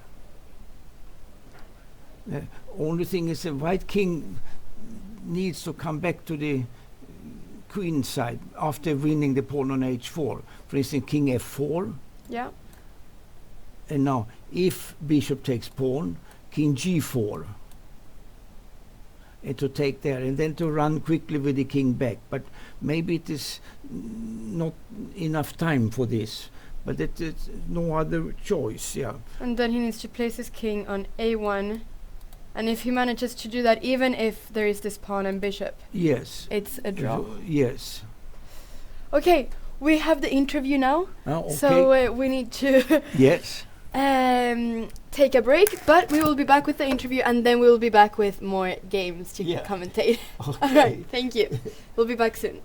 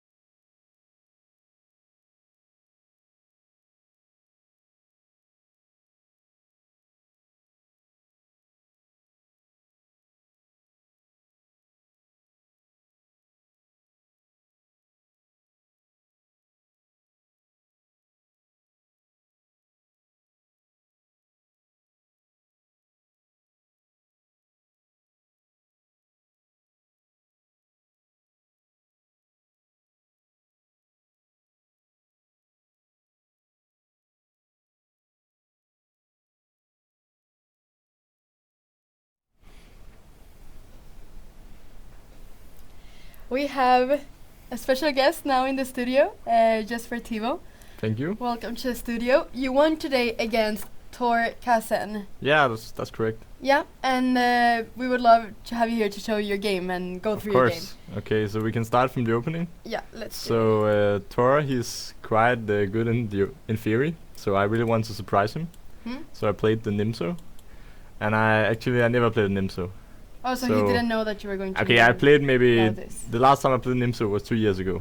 Yeah. So I don't play that often. And now I chose f3, which is an interesting line. It's really tricky if you're unprepared, as he was. Yeah. So here he decided to think for like 10 minutes, and then he played c5, which is quite sharp, and d5. Okay, there's a lot of lines here with b5 or Yeah. castles, but he took on d5, which is maybe slightly, it's not the best line, I think. And then we get some Benoni structure, and okay, I still knew some stuff here, and But with the bishop on b4 instead. yeah, of it's like a g7. really good snake Benoni, because you don't have to like play bishop d6, bishop c7, bishop a5, you just have the bishop on b4. Yeah. But it's still like snake Benoni, so it's still really bad. Okay, so now he castled Yeah. and e4, Yeah. rook e8, and now the trick is if I play bishop d3, would Yeah. be pretty bad move because now he can play knight d5. Ah, exact. Yeah. Knight d5, yeah. Sorry. Okay, so that's why I have to play knight e2. Yeah. Do you just want to show us the whole? Oh yeah, yeah, exactly. I mean, there is The no more expert. line. You cannot take back. Cannot take it. You're pinned everywhere. Huh? Okay, so instead I prepared knight e2. Yeah. No, because sometimes, okay, of course not here, but Yeah, sometimes there you is also some need to tactics, see yeah. 94 and queen. Okay, of course not here, Actually, but I can sometimes. show an example of a tactic, like Yeah. move on, like 92. No, 92. 92 and b5 he played. Yeah. Now if I play bishop g5, okay, it actually is not here, but there is sometimes some knight e4, and Yeah. if you take on, okay, will be next move. Okay, a6. No, okay, go back. H6 or Go A6? back. Go back. Go back. Okay, knight g3 here. Yeah. A6, and if I play bishop g5 now, Yeah. then he can play knight e4, and take. If I take the queen, then he can take on c3, and he will take my queen next move. Yeah. Because I'm like Check. I'm checked, yeah. So that Yeah. would be really bad, and I would lose a piece. So Yeah, that would not be good at all. no. But a6 came, and now bishop e2. Was this the game? B5? Yeah, this is the game. No, A6, A6. Bishop e2, d6, and castle. Okay. Actually, here it's pretty nice for black that he got this a6 b5, which you usually want in the Benoni. But the problem is just that the pawn is on, the bishop is on b4, so it's hard to play b4 to get this knight away because the bishop is there. Yeah. So now he played knight b7, and now a4, and now he has to take because otherwise I will take the b5 pawn. So Yeah, this is a bit exactly. annoying because his structure get a bit ruined. Yeah. But this is normal. I mean, you have to play like this as black. So he took, and I took with the queen, and queen b6. I was a bit surprised about this move, but I think it's okay. I mean, his position is quite hard to play, and mine is easier. So king h1. Now I think he found a really good move, because here it's really hard to play anything as black. Because like, what is the plan? If he plays knight e5, I'll just play f4, and okay, the knight has to retreat somewhere. And but now he played h5, which is very typical when the knight's on g3 to kick it away with h4 and sometimes h3. Yep. So this is a bit annoying because yeah, I mean always it will be in the air and I always have to think about it. So I played bishop b5 Yeah, here. nice little tactic here. I mean he can't take because the rook is hanging on a8, and now I put a pin on his knight on d7 and the rook on e8. So now he played rook b8 Yeah. and bishop c6. And now you get this nice square for the bishop. Yeah, it's really nice, but okay, at some point maybe it will be kicked away. So Yeah. okay, queen c7 is also a good move. Actually, I think he played really well here because it's easy to play some dubious move here as black and just get completely blown off because I will play push the pawns. Yeah. But he played really well here, and after I played bishop g5 With push the pawns, you mean f4? Yeah, exactly, yeah. Yeah. in the center. Okay, bishop g5, and now I'm threatening to take on f6, so he played knight h7. Yeah. And I played bishop d2. And now he has to protect his pawn on h5, so he plays g6. And now it's not so easy for me to figure out what to do. I'm not sure I did the best, but okay, I played rook e1, was some move. Okay, and now he played knight b6. Because he has to get out of this pin. There's an annoying pin. Yeah. And now yeah, maybe exactly. I made a slight mistake here. Because I played the most natural move in position, queen c2. But I think maybe here queen a2 is more precise. Queen a2. Queen a2. Yeah. Because if he then plays bishop d7, then often I can take and take the pawn on a6. Yeah, the pawn on a6 is Yeah, here. but okay, it's still not so clear, but I think this was a better move. Because now that he can play bishop d7, Yeah. then he has to move the rook, and it's a bit annoying for him. And I can start my plan of f4 at some point. But I always have to be careful of this knight on g3, because h4 will always be in the air. So okay, so I played queen c2 after knight b6. Queen c2. Yeah, and bishop d7. Yeah. Hans German. And I eliminate took. bishop. Yeah. And now you played h3. Yeah, actually I wanted to play f4 here, but the problem was h4, knight e2, h3. Okay, maybe this is fine for white, and g3. Next move knight g1 to attack Yeah. the pawn, but it just feels like black has a lot of counterplay here. I was not sure about his position at all, because my light squares is pretty weak. My king can easily, but okay, maybe if I would just win this pawn on h3, it's nice. But I was not so sure I was going to do that, so I decided to play h3 instead. Takes a few pieces to attack this pawn. I mean, it takes many moves to have several pieces attacking. Yeah, this but pawn. also he'll have to have the queen on d7. That's true as well, of course. Yeah. But okay, h3 to prevent him from playing h4, h3. Yeah. h3. Yeah. Knight c4. Yeah, and bishop c1. Okay, I mean the position is quite unclear here. I felt like I lost a bit of control in the game, because I felt like after the opening I had nice control of the game, but here I was not so happy anymore. Okay, the position should be fine for me, but Where do you think that you lost control? I think maybe I should play this queen a2 move instead of this queen c2. I allowed too much counterplay here. But okay, queen b7. Also, queen a2 would stop knight c4, perhaps. Yeah, but I also think he found a lot of good moves in the game, so that's maybe also why I lost a bit of my edge. Queen b7, and now I played queen d3. Okay, knight e5, queen d2. Okay, I'm also not so much sure about this for me, but okay, he played c4 now. My idea is to play queen h6 and attack, so I did. Yeah.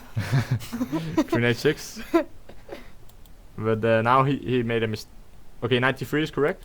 Rook e2, and now I think he made a mistake, because he should play queen e7 here. Queen e7? Yeah. To play queen f8? Yeah, exactly. To always have this queen f8.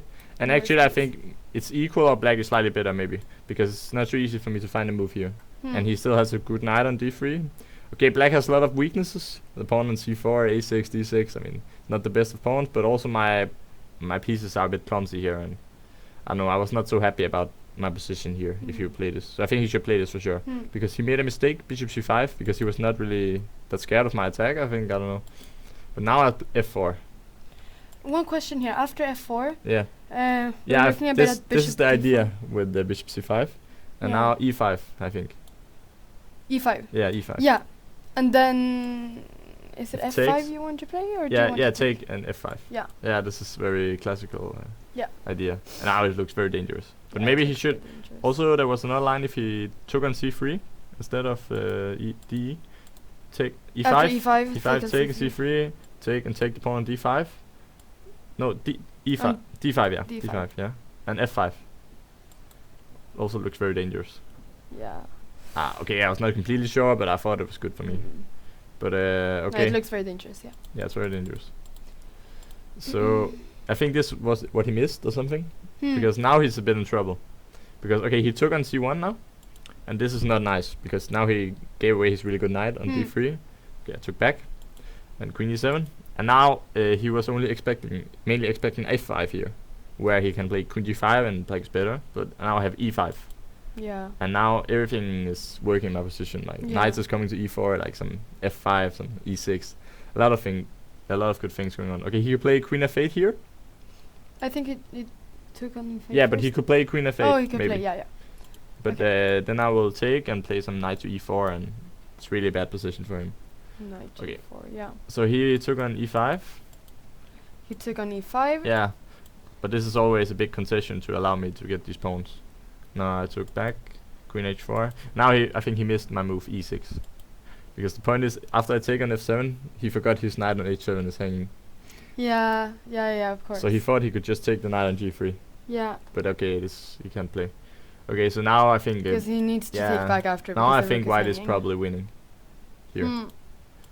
So okay, maybe queen h4 is a mistake, but okay, his position was bad anyway. So e6 he took e6, and now queen g6. Yeah. King h8, and now I really want to play d to take the pawn on e6, d takes e6, but the problem was I couldn't really bishop d6 now, and now I really want to play knight f5. Now he has some queen f4. You see? Now threatening mate on h2 and also attacking the rook on c1. But isn't it mate here? Ah, really? Okay, this I blundered. Okay, I forgot about this. But there was some. Yeah, maybe g6 is also just winning then. But I thought this was easier, to be honest. Yeah. Because I forgot about this queen g7 mate. Very nice, Anna. Okay, so knight e4, bishop d4, and knight d6. This is also completely winning. So there was a lot of good options. Yeah. So he played rook f8, rook e4, Rook e4. Yeah. Queen f6 is the only move, and now I took, and I went into the end game. Yeah, but this is just Yeah, maybe he should play some h4 now. h4 here. No, h4, yeah. Knight f5. Okay, I mean, but my pawn is coming with e7. And looks really bad. I think this should be winning. Yeah. Okay, but he took on b2 with the bishop, and I took on c4. Bishop a3, and now knight f7 is a good move. And king g7, knight takes h5, king g6. Now I decided to find a brilliant mate. Now this was very nice, actually. Yeah, because here, okay, everything is winning, of course, but I wanted to find the best way. Okay, so rook g4, there's another move here, king f5. And now, actually, it seems like there's so many ways to win, but he's threatening the pawn on e6. And if he gets this pawn, I'm not sure I'm mating him. So here I have rook c e4. Like, and okay, the king cannot move at all, and I'm threatening the knight h6, checkmate, and there's nothing he can do, because if he plays bishop c1, I have knight d6, mate. Very nice here. Yeah, it was very nice. Okay, so let's see what happened in the game. And what made you not choose this line? Okay, I mean he could have played this. He just took the knight. Yeah, he played. He just took the knight. Sorry. Yeah. And he took the knight on h5 and rook h4. Yeah. Yeah. King g6. Rook h6. And now if he plays king f5, there's g4 mate. Very nice. Yeah, it's a nice mate. I was also really satisfied when I saw it. Yeah. Okay, so king g7. He played and rook g4, and okay, next move mate after knight g5. Yeah, of course. So yeah. Just mate. That's a very nice end. Yeah, I was happy about it. Yeah. On the game, that was actually very, very nice. Everything just works in this position. Yeah, somehow. But okay, I mean, I had a lot of pieces. No, of course, all your you have 2 rooks and 2 knights. Yeah. And pawns, and a king and a knight only. So, okay, this was a very, very nice game. Thank you so much for coming here and showing it us in the studio. And yeah, you've been here now 2 times. Maybe we'll see more of you. Hopefully. Yeah. Good luck in the rest of the tournament. Thank you.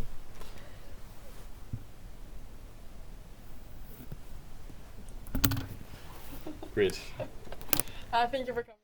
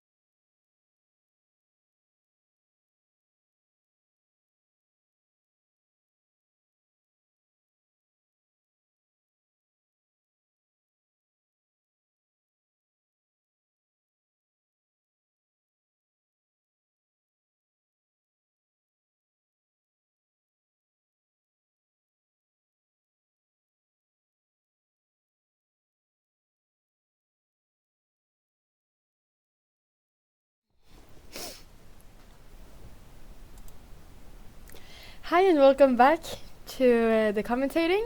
And well, since we were here last time, many different things have happened. There are many new results. For example, board 1 ended in a draw between Frode Urkedal and Elsha Moradiabari. So this is the game that we were following before. This ended in a draw. We could perhaps look at it very quickly, just how it ended, but I thought it would be interesting to follow the games that are live right now. And the only 2 games that are of the first 10 boards that are still ongoing are the games on board 3 between Dimitri Collars and Chandra Prasad Tulipala, and on board number 8 between Tiger Hillerperson and Sarah Rolls and Bernat Sarah Rolls. So yes, so let's just see very quickly how the game on board 1 ended in a draw, because we can just see very quickly what happened here. So yeah, we were seeing a position like this, I think. Yes. Where yeah. Black put a knight on c4.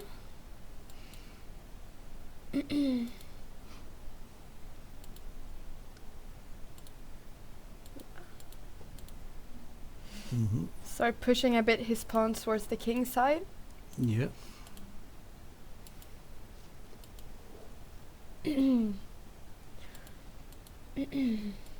Okay, so he got some play here. Yes, he got some play. The square on e4 and yes. Yeah.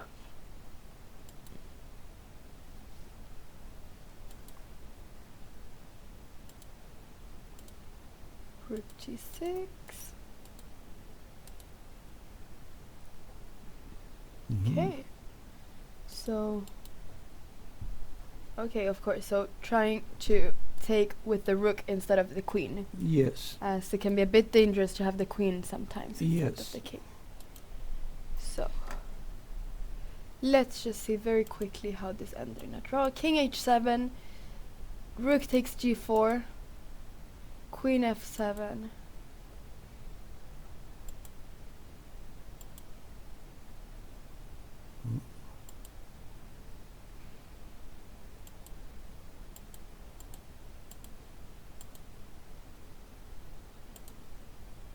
So here it ended in a draw, in this position right here. They may draw here. Yeah. Uh-huh.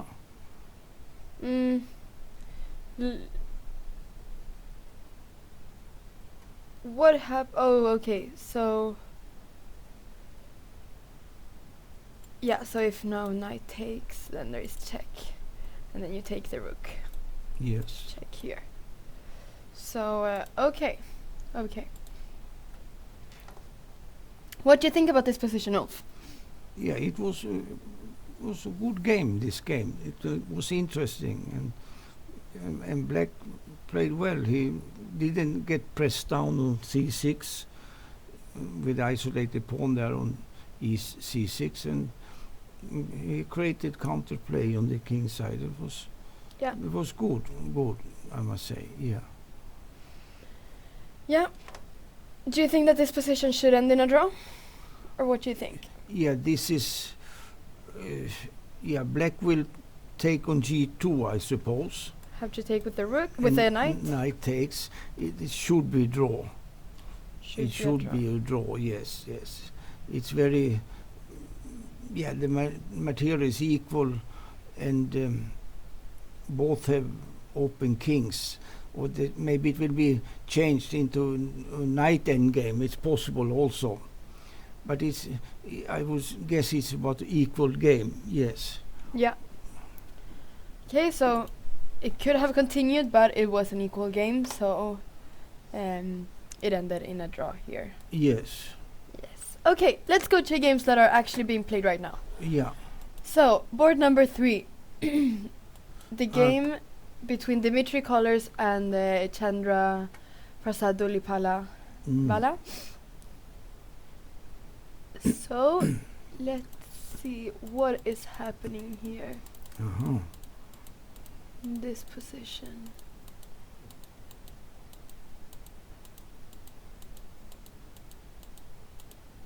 Oh yeah, so this is the game where h6 and g5 was pushed very, very quickly, very early in the game. So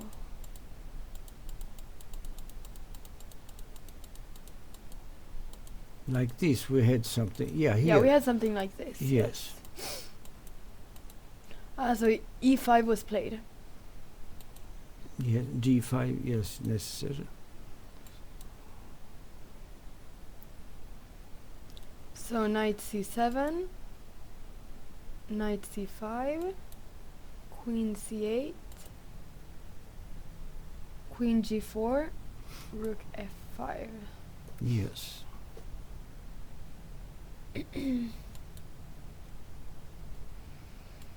Mhm. Okay, really protecting here on f2 now. Knight b5, bishop d2.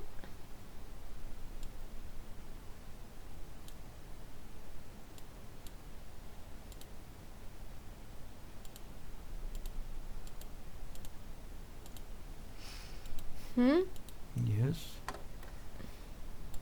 Queen d1, knight g6.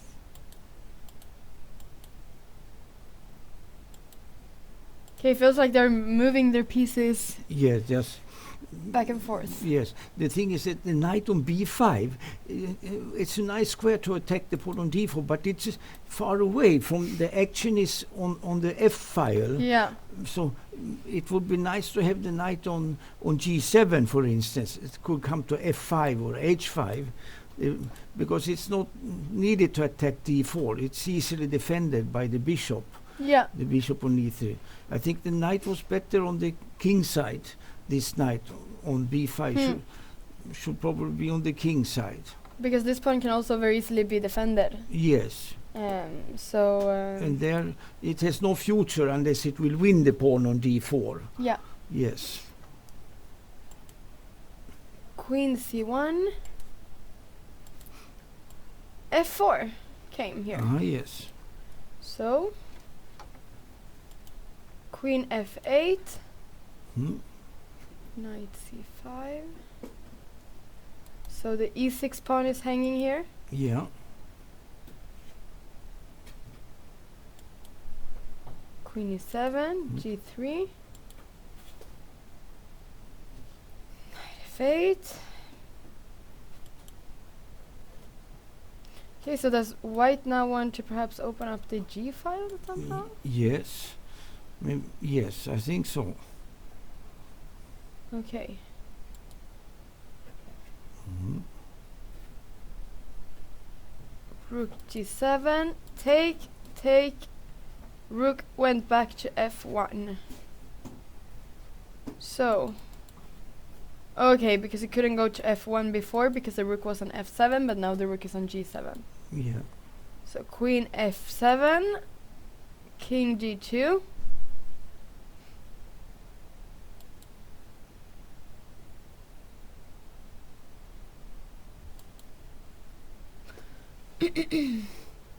Bishop takes g5. Mhm. Mhm.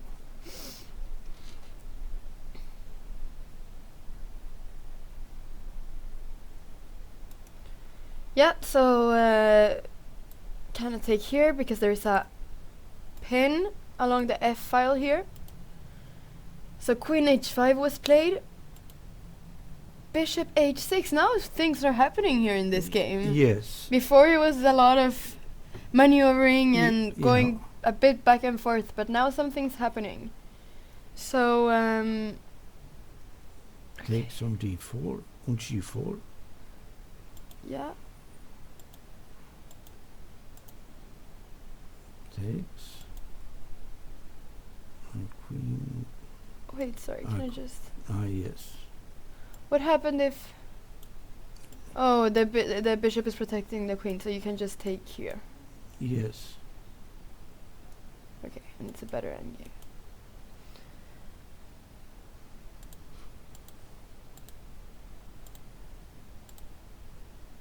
Queen d1.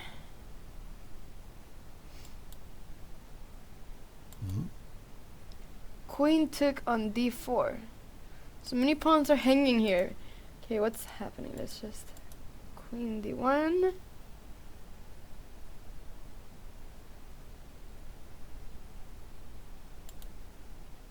Yes, this looks okay. Takes.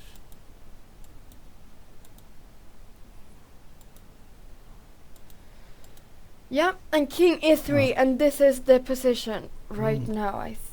Let's see, is this the final position? No, it's not. Knight e7.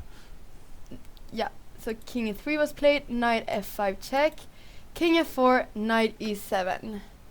So this is the position right now. Yes. 4, 1, 2, 3, 4, 5. The threat is knight g6 check. Very big threat. Yeah, and to take on e5. But yeah, what to do here? If I go back with the king, maybe one should go back with the king to e3. So that's what he did. He did. And Knight f5 was played again. Yes. This can be a draw. This could be a draw if they go back and forth. Yes. Because black cannot defend the pawn on b7. Yeah. And it could become dangerous if the pawn on b7 and a6 are Yes. Yeah. lost. Could become dangerous for black even though he's a pawn up right now.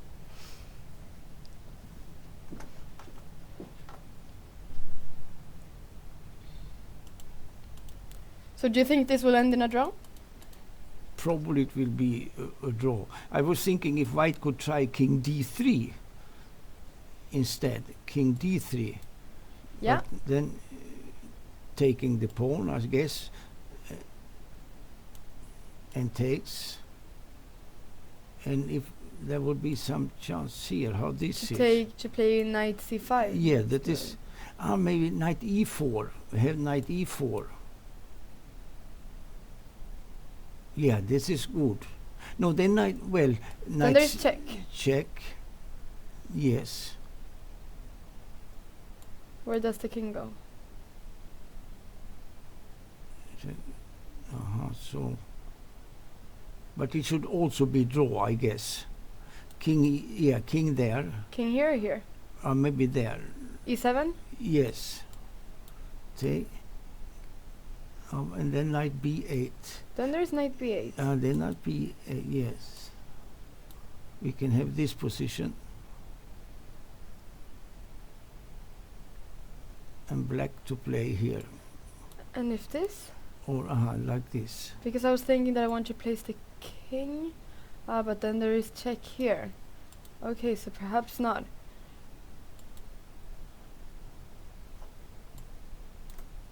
If this. And check on c5. Should you maybe play... Sorry. Could you maybe play this move instead? Maybe this better. Yes. To stop... Or... Should b4 be played? Also possible. In this position? Yes. Because how does black prevent... Yeah. This can be dangerous for black when this position.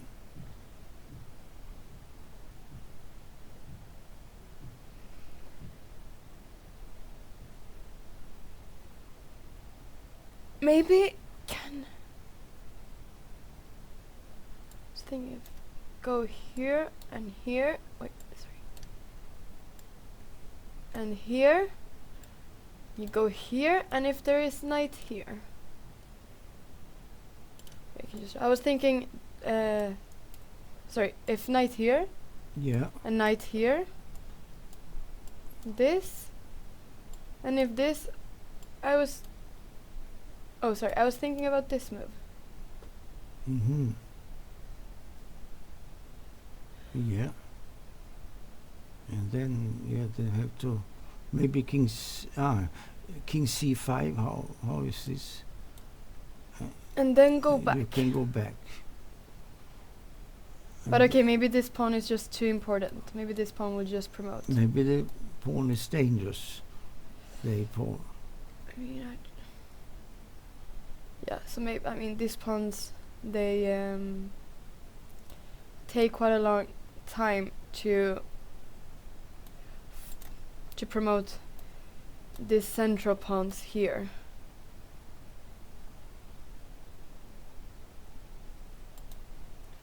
So, okay, we can see what has been happening. Some moves there. We have some moves. And, okay, so he played, instead of king d3, like you said, Ulf, he played king f3. Ah, yes. So he got out of the repetition, but played king f3.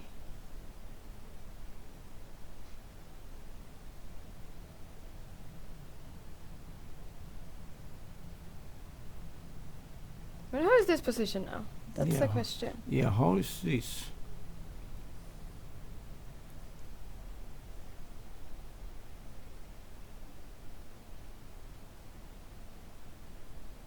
Knight d8 check he went. Okay, so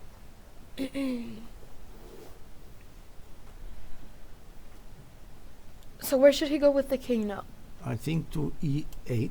To e8? And take, and then perhaps king d7. Maybe it's possible. Knight b8, king c7. Now he went to e7. No, now to d7. This. So here we have this variation. So king d7 was played. And then when check on b8. No, did he do that? Yeah, yes. He checked. And then king c7. Yes. So he takes, and then should play probably king c6. Now he played king e7, maybe. But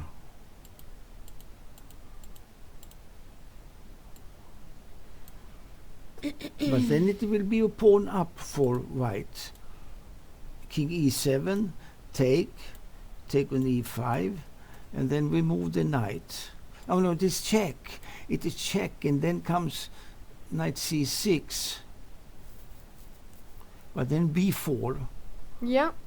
So let's see. So if something like this, then b4. So many moves are being played right now. Yeah, yes. So let's just follow the game and see what is happening. So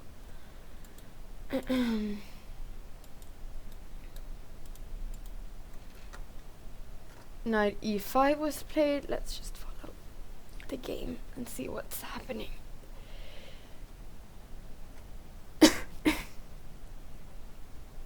Because I was thinking it would be better for black to have the king, let's say, on b7 or on c6, close to the pawns.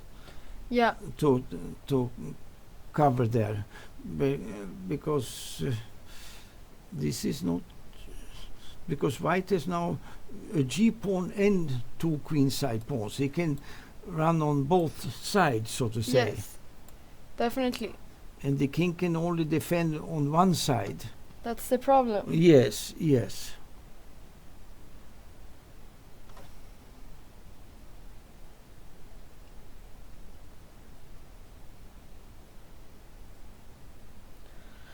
Okay, so king e2 was played. Now the question is, what should black do? How does he defend this position? Yeah, this is difficult because the two center pawns they are maybe not so important for the game in general. More, if black could get rid of the white g pawn, but he cannot.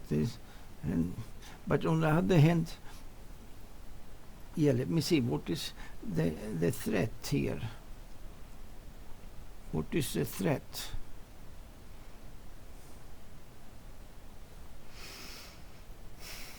So okay, these pawns are a bit fixed because, for example, the b pawn cannot move because the a5 pawn is hanging. Yes. And the knight cannot move because the b4 pawn is hanging. Yes. Maybe king d3 and king c3 can be one idea. Yes. Yeah, this pawn needs to get protected so that the knight can be liberated. But then the Yes. question is, can black do something with his central pawns? Yes, he can probably push there.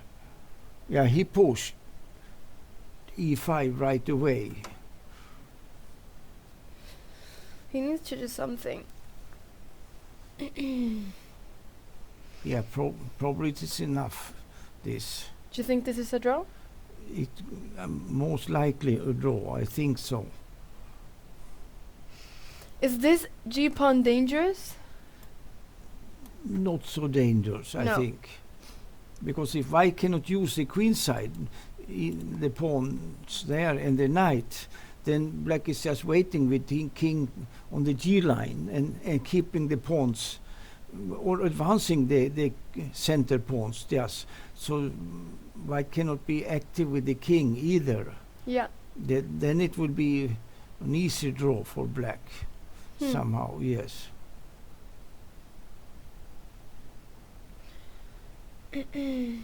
Yes, it should be a draw, yes. Yeah, because it seems hard to see how white should...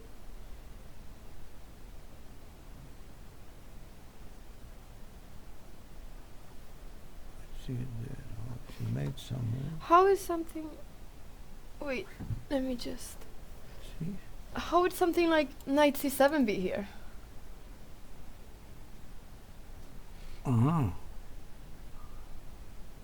Maybe, let me see, king d6. No, then you have knight b5, maybe, and then a6. No, okay. If I take on b4, play a6. Yeah, this is more dangerous. This is more dangerous. Because... Yeah. Because you cannot sacrifice the knight as there is this pawn left. Yes. Right, so... Oh, sorry. So question is how... Or maybe I should play, instead of taking for king d6 to attack the knight. Okay, and then knight b5. And king d7.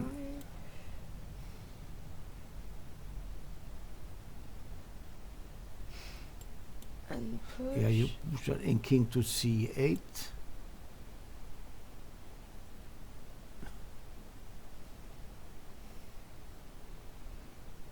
And can I now push this pawn? Yes, to do that. And then I have to take on b4. And you push again, And maybe. I push. Or maybe this first, yeah, and king b7. Yeah, so maybe this king b7, and then Like this. And a take. We can look at this. take here. And no, No, take on b4, b4, right? Because taking here would just be lost. on b4.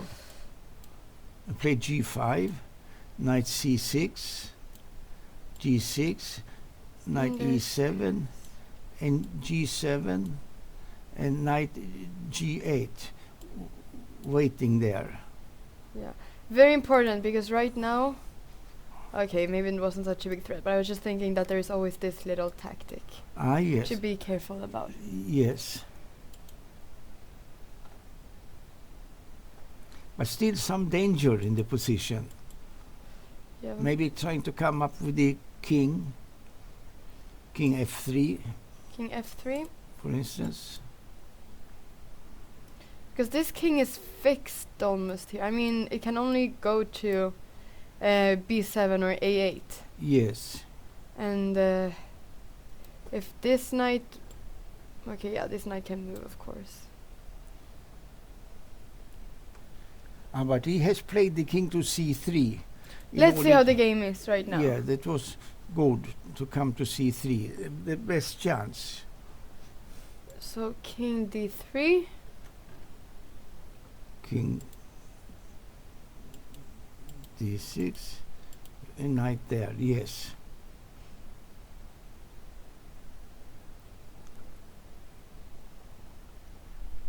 Yeah, this is dangerous for black. Yeah. Now it is dangerous.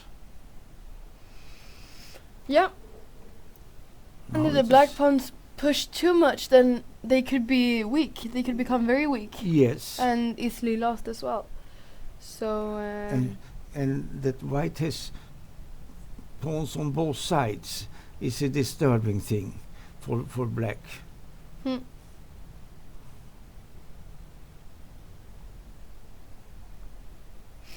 Should we just go and see a little bit how the game between Tiger Hillar Persson and Bernard Serraros is right now? Ah, yes.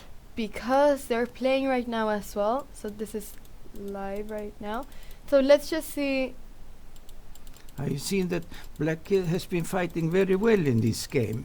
Yeah. And this is very possible that it will be a draw because the white king is very open. He cannot use his majority of pawns. Yeah. And yeah, I guess it will be a draw. Black played well here. Because Tiger sacrificed the piece in this game. Yes. So, let's just see quickly how we got to position we are in right now. Oh, so this was indeed played. We were looking at this a bit before. Yeah.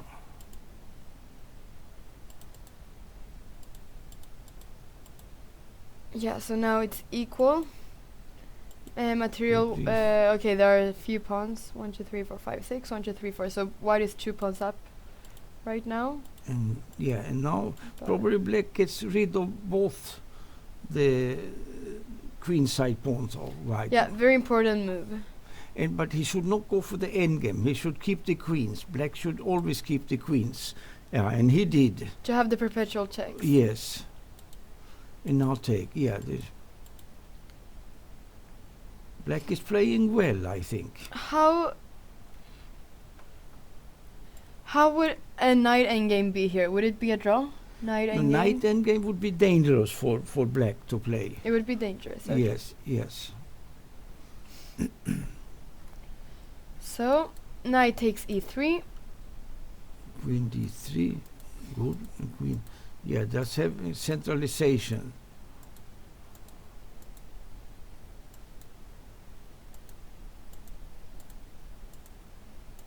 King is quite open here on h2.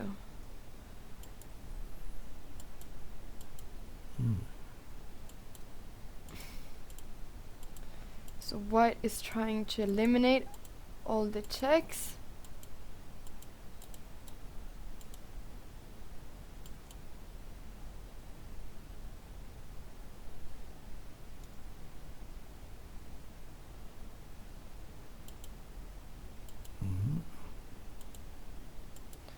So here, okay, so many queen moves here.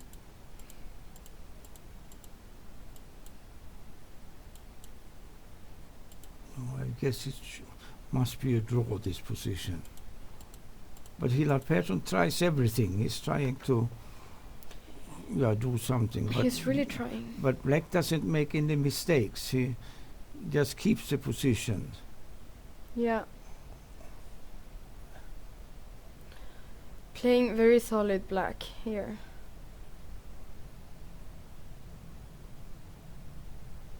Okay, so this will probably end in a draw, this game, you think? Do you think that this game will probably end in a draw? I believe it will, yes. Yeah. Okay, so let's go back then to Dimitri colors and Yes. what happened here? Oh, his. Okay, so this should just be winning, yeah? Or No, what's up? So, knight there. sorry, I'm just going to. Okay, sorry. So this was. And then e2, knight, king e5. King e4. Okay, so this is the position. Seemed like black had lost this knight. That's why I thought it was just winning. Yes, but So this is dangerous for black somehow. because d3 is not possible to. Now he plays knight d3. It's a good move, yeah. Cannot be taken because a6, and he will queen the pawn.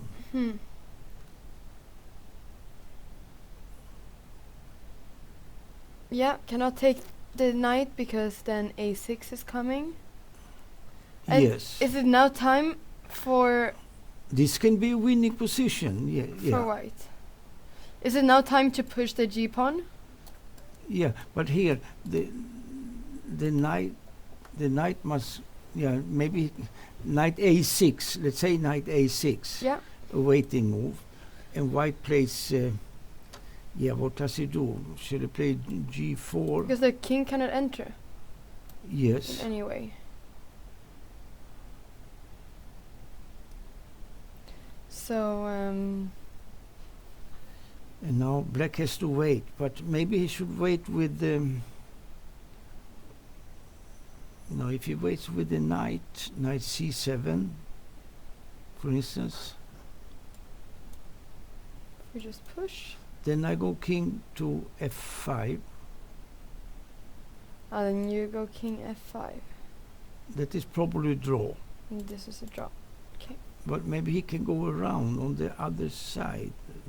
Let me see how is it. This, you know, is this? No, maybe it's not. And if we check, This check, yes, is good. Defending the g pawn, and the next move is king d3. yeah, Yeah, this is dangerous. because if but then can you maybe go here? Then king d3. King f3. Can you then push? Yes, can push. Then you can push. Yes, yes. So Ah. check. What is Ah, happening? look, he played. He I don't- took? Oh, maybe he has a d pawn coming. He took there. Maybe this is the way. Yeah, maybe this is the thing. And then he played a6, knight b2. Good move. Yes. He probably didn't see He's that. playing well. Yeah, he must play king e1. If king d2, check on c4, and knight b6.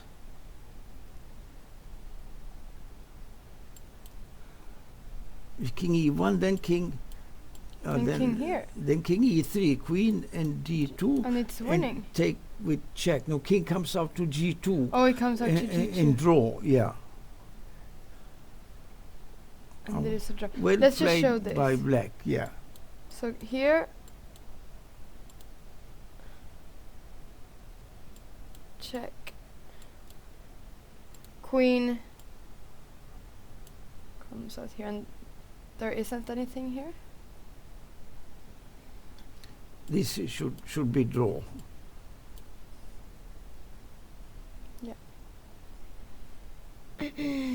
But it's possible to play queen and knight against queen. You can play that position. You can. Just wondering if you could play some. This is interesting. Very, very interesting. Let's see what is happening here. So, king f2 was played. Yeah, not that king was e1. played. King f2, d2, Of course, so that it's not. He doesn't take with a check. but he didn't want that. yeah d2 in a8 check,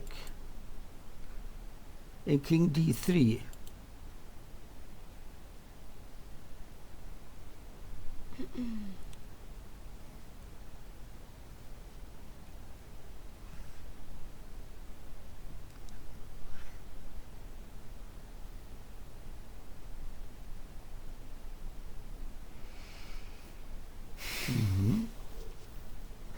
Very interesting. Mhm. This was very interesting. Yes. How he played here.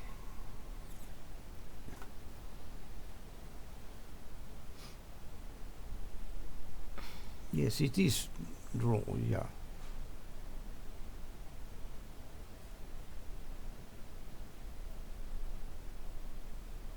Yeah, the knight will always be able to stop this pawn. Because Yes. it's so... Yes. It hasn't been pushed enough. Probably. Just wondering. 'Cause if you would push it now... Queen... Check.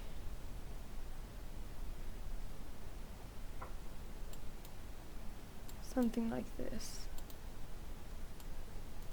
Check. There. Yes. King c3.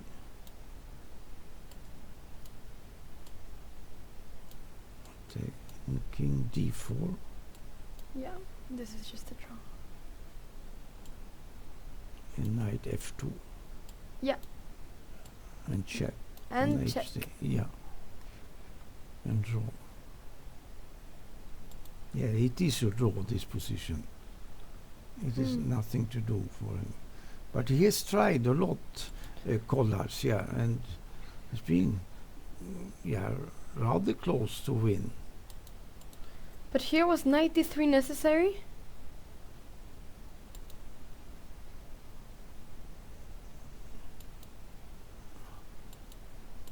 Was knight d3 here necessary? Could he not have played... Yes, not necessarily maybe knight d3. What about g4 here? Because king cannot come because of check. Yes. And pawn cannot advance. Yes. It was... no, probably he didn't see this knight b2 and at the black queens also, because g4 was better, and if I can sacrifice the g pawn and get the king to d4 by keeping the a pawn, maybe the king and the knight can drive the black knight away, and he wins with the a pawn, the knight endgame. Yeah. That was a better way to play like that.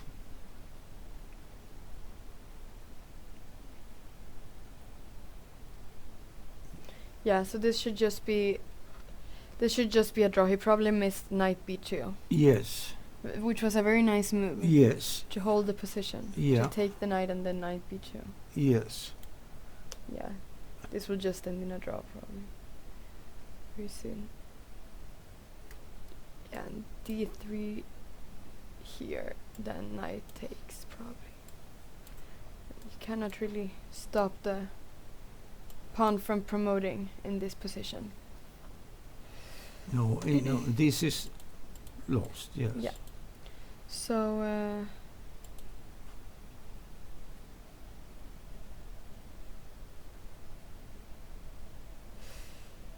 yeah, this will probably end in a draw very soon.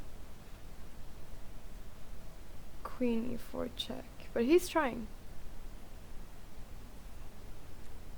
But he goes to c3. Oh, what is happening here with knight? Maybe he can go with the knight. What is happening check here? there too, and make a new queen. But then they will exchange the queens, and white makes a draw anyway. Yeah. Okay, yeah. So king g2. But this is and queen. Queen, and then there is check here. Yes. He played king c1 instead. But knight e3 was possible, yeah. But this is all, yes, this is always a draw. Yeah. Yeah. So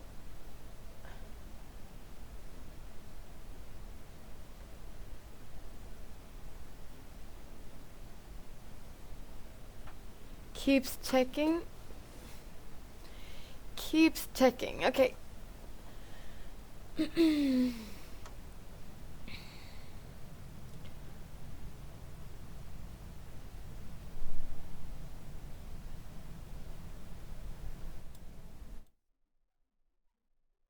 Checks, it's just a draw, right? Yes, yeah. Just a draw. Okay. So this will probably end in a draw very soon. Let's go to Tigger's game versus Bernat Serraro's. So yes. Tiger keeps trying here to then this looks... Okay, is he going to play knight f3 now? Or... But knight f3 then maybe comes...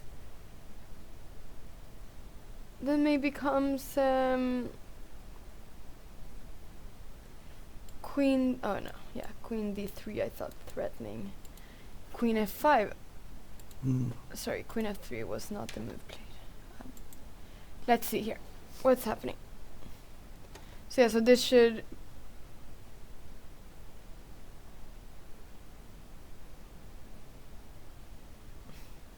Yeah. Also is close for draw with the same position 3 times maybe, because it's been going on around for so long time. So they have to check every move. Maybe the third time the same position. Who knows, maybe. Players are probably checking this right now. But you think that this will also end in a draw, this position? Yes, I believe. Okay. Yes. So, let's see how the results are now in general. So we don't have any players with 5 points. We have, both Frode Urkedal and Elshad Moradiabadi. They're both on 4.5 out of 5. Yes. And Milton Panzer and Arseny Nesterov are on 4 points. And then we have other people who are also on 4 points who won their game now. There were quite a lot of people with 3 points. So we have several people with 4 points as well still. 4 out of 5 points. And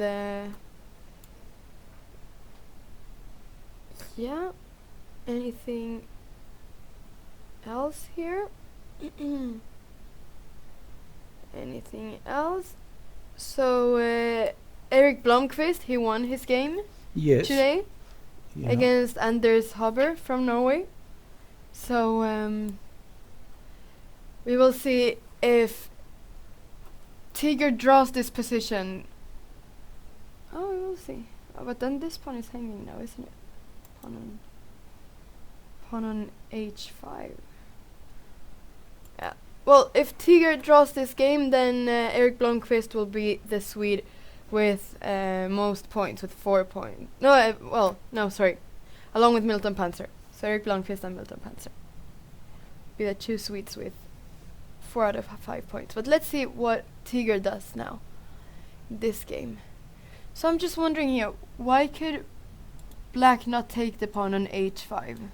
It's because of Queen a8 check. Yes. King h7. And Queen e4 check. Queen e4 check, losing. Picking up the knight. Picking up the knight. Yes. Yes.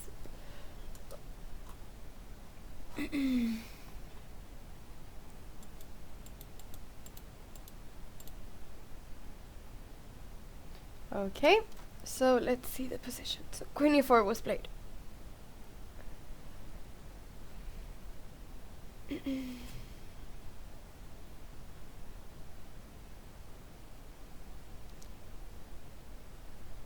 Still playing the other game. Seems like they've had same position in the now colors checks again on f5. It seems like they've had the same position 3 times, but yes, let's see.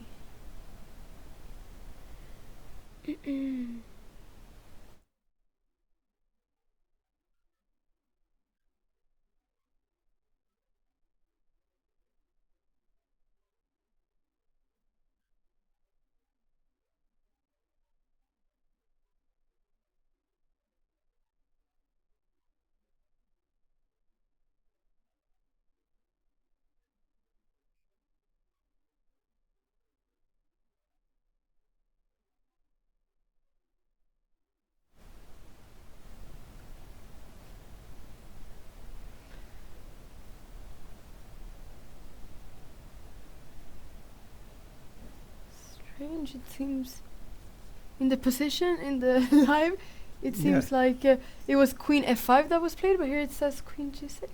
They are going back and forwards just like this. So And they took a draw in this Yeah. position as they Yeah. repeated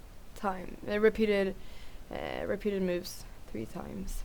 And this is just a draw, as we can see. So it was a very nice save of Chandra Dulipala, who was able to find this knight takes d3 and then this knight takes d3 and then knight b2. It was nice. Yeah. Very nice save. Yeah. Yes. As it was very difficult for black to hold this game. Yes. And it was well done by him. Well done to make a draw there. yeah, It was good game. very interesting game to follow. Very interesting end game to follow. Yeah. Here. Yeah. So the only game that is left is the game between Tigger Hillar Persson and Bernard Serraros, but this will probably end in a draw, we believe. Yes. This game. So now comes knight e2. Okay. We will probably end for today. Yes. It Now is- after it this, is because so, this is yeah. the last game and it looks like it's going to be a draw. Will probably be a very long game with many more moves. Yeah. But yeah, Ulf, it has been really nice to have you here these 5 days. Thank you very much. It has been a pleasure to work here with you. That's very good. Yeah. Yeah. And nice games and so. I enjoyed it too. Yeah, that's really good. It's been really Thank you. nice to have you here. Thank you. And tomorrow, the 1st of January, there will not be any games that will be played. It's a free day tomorrow. But we will start again on the 2nd of January. And then, if I'm correct, Swedish Grandmaster Ralph Åkesson will be the one who will come here. Yes. I And he see. will be commentating for a couple of days Yes. before we change again to someone else. So, but it's been really nice to have you here. Thank you. And yeah, and see you again on the 2nd of January. Thank you. Yeah. Thank you.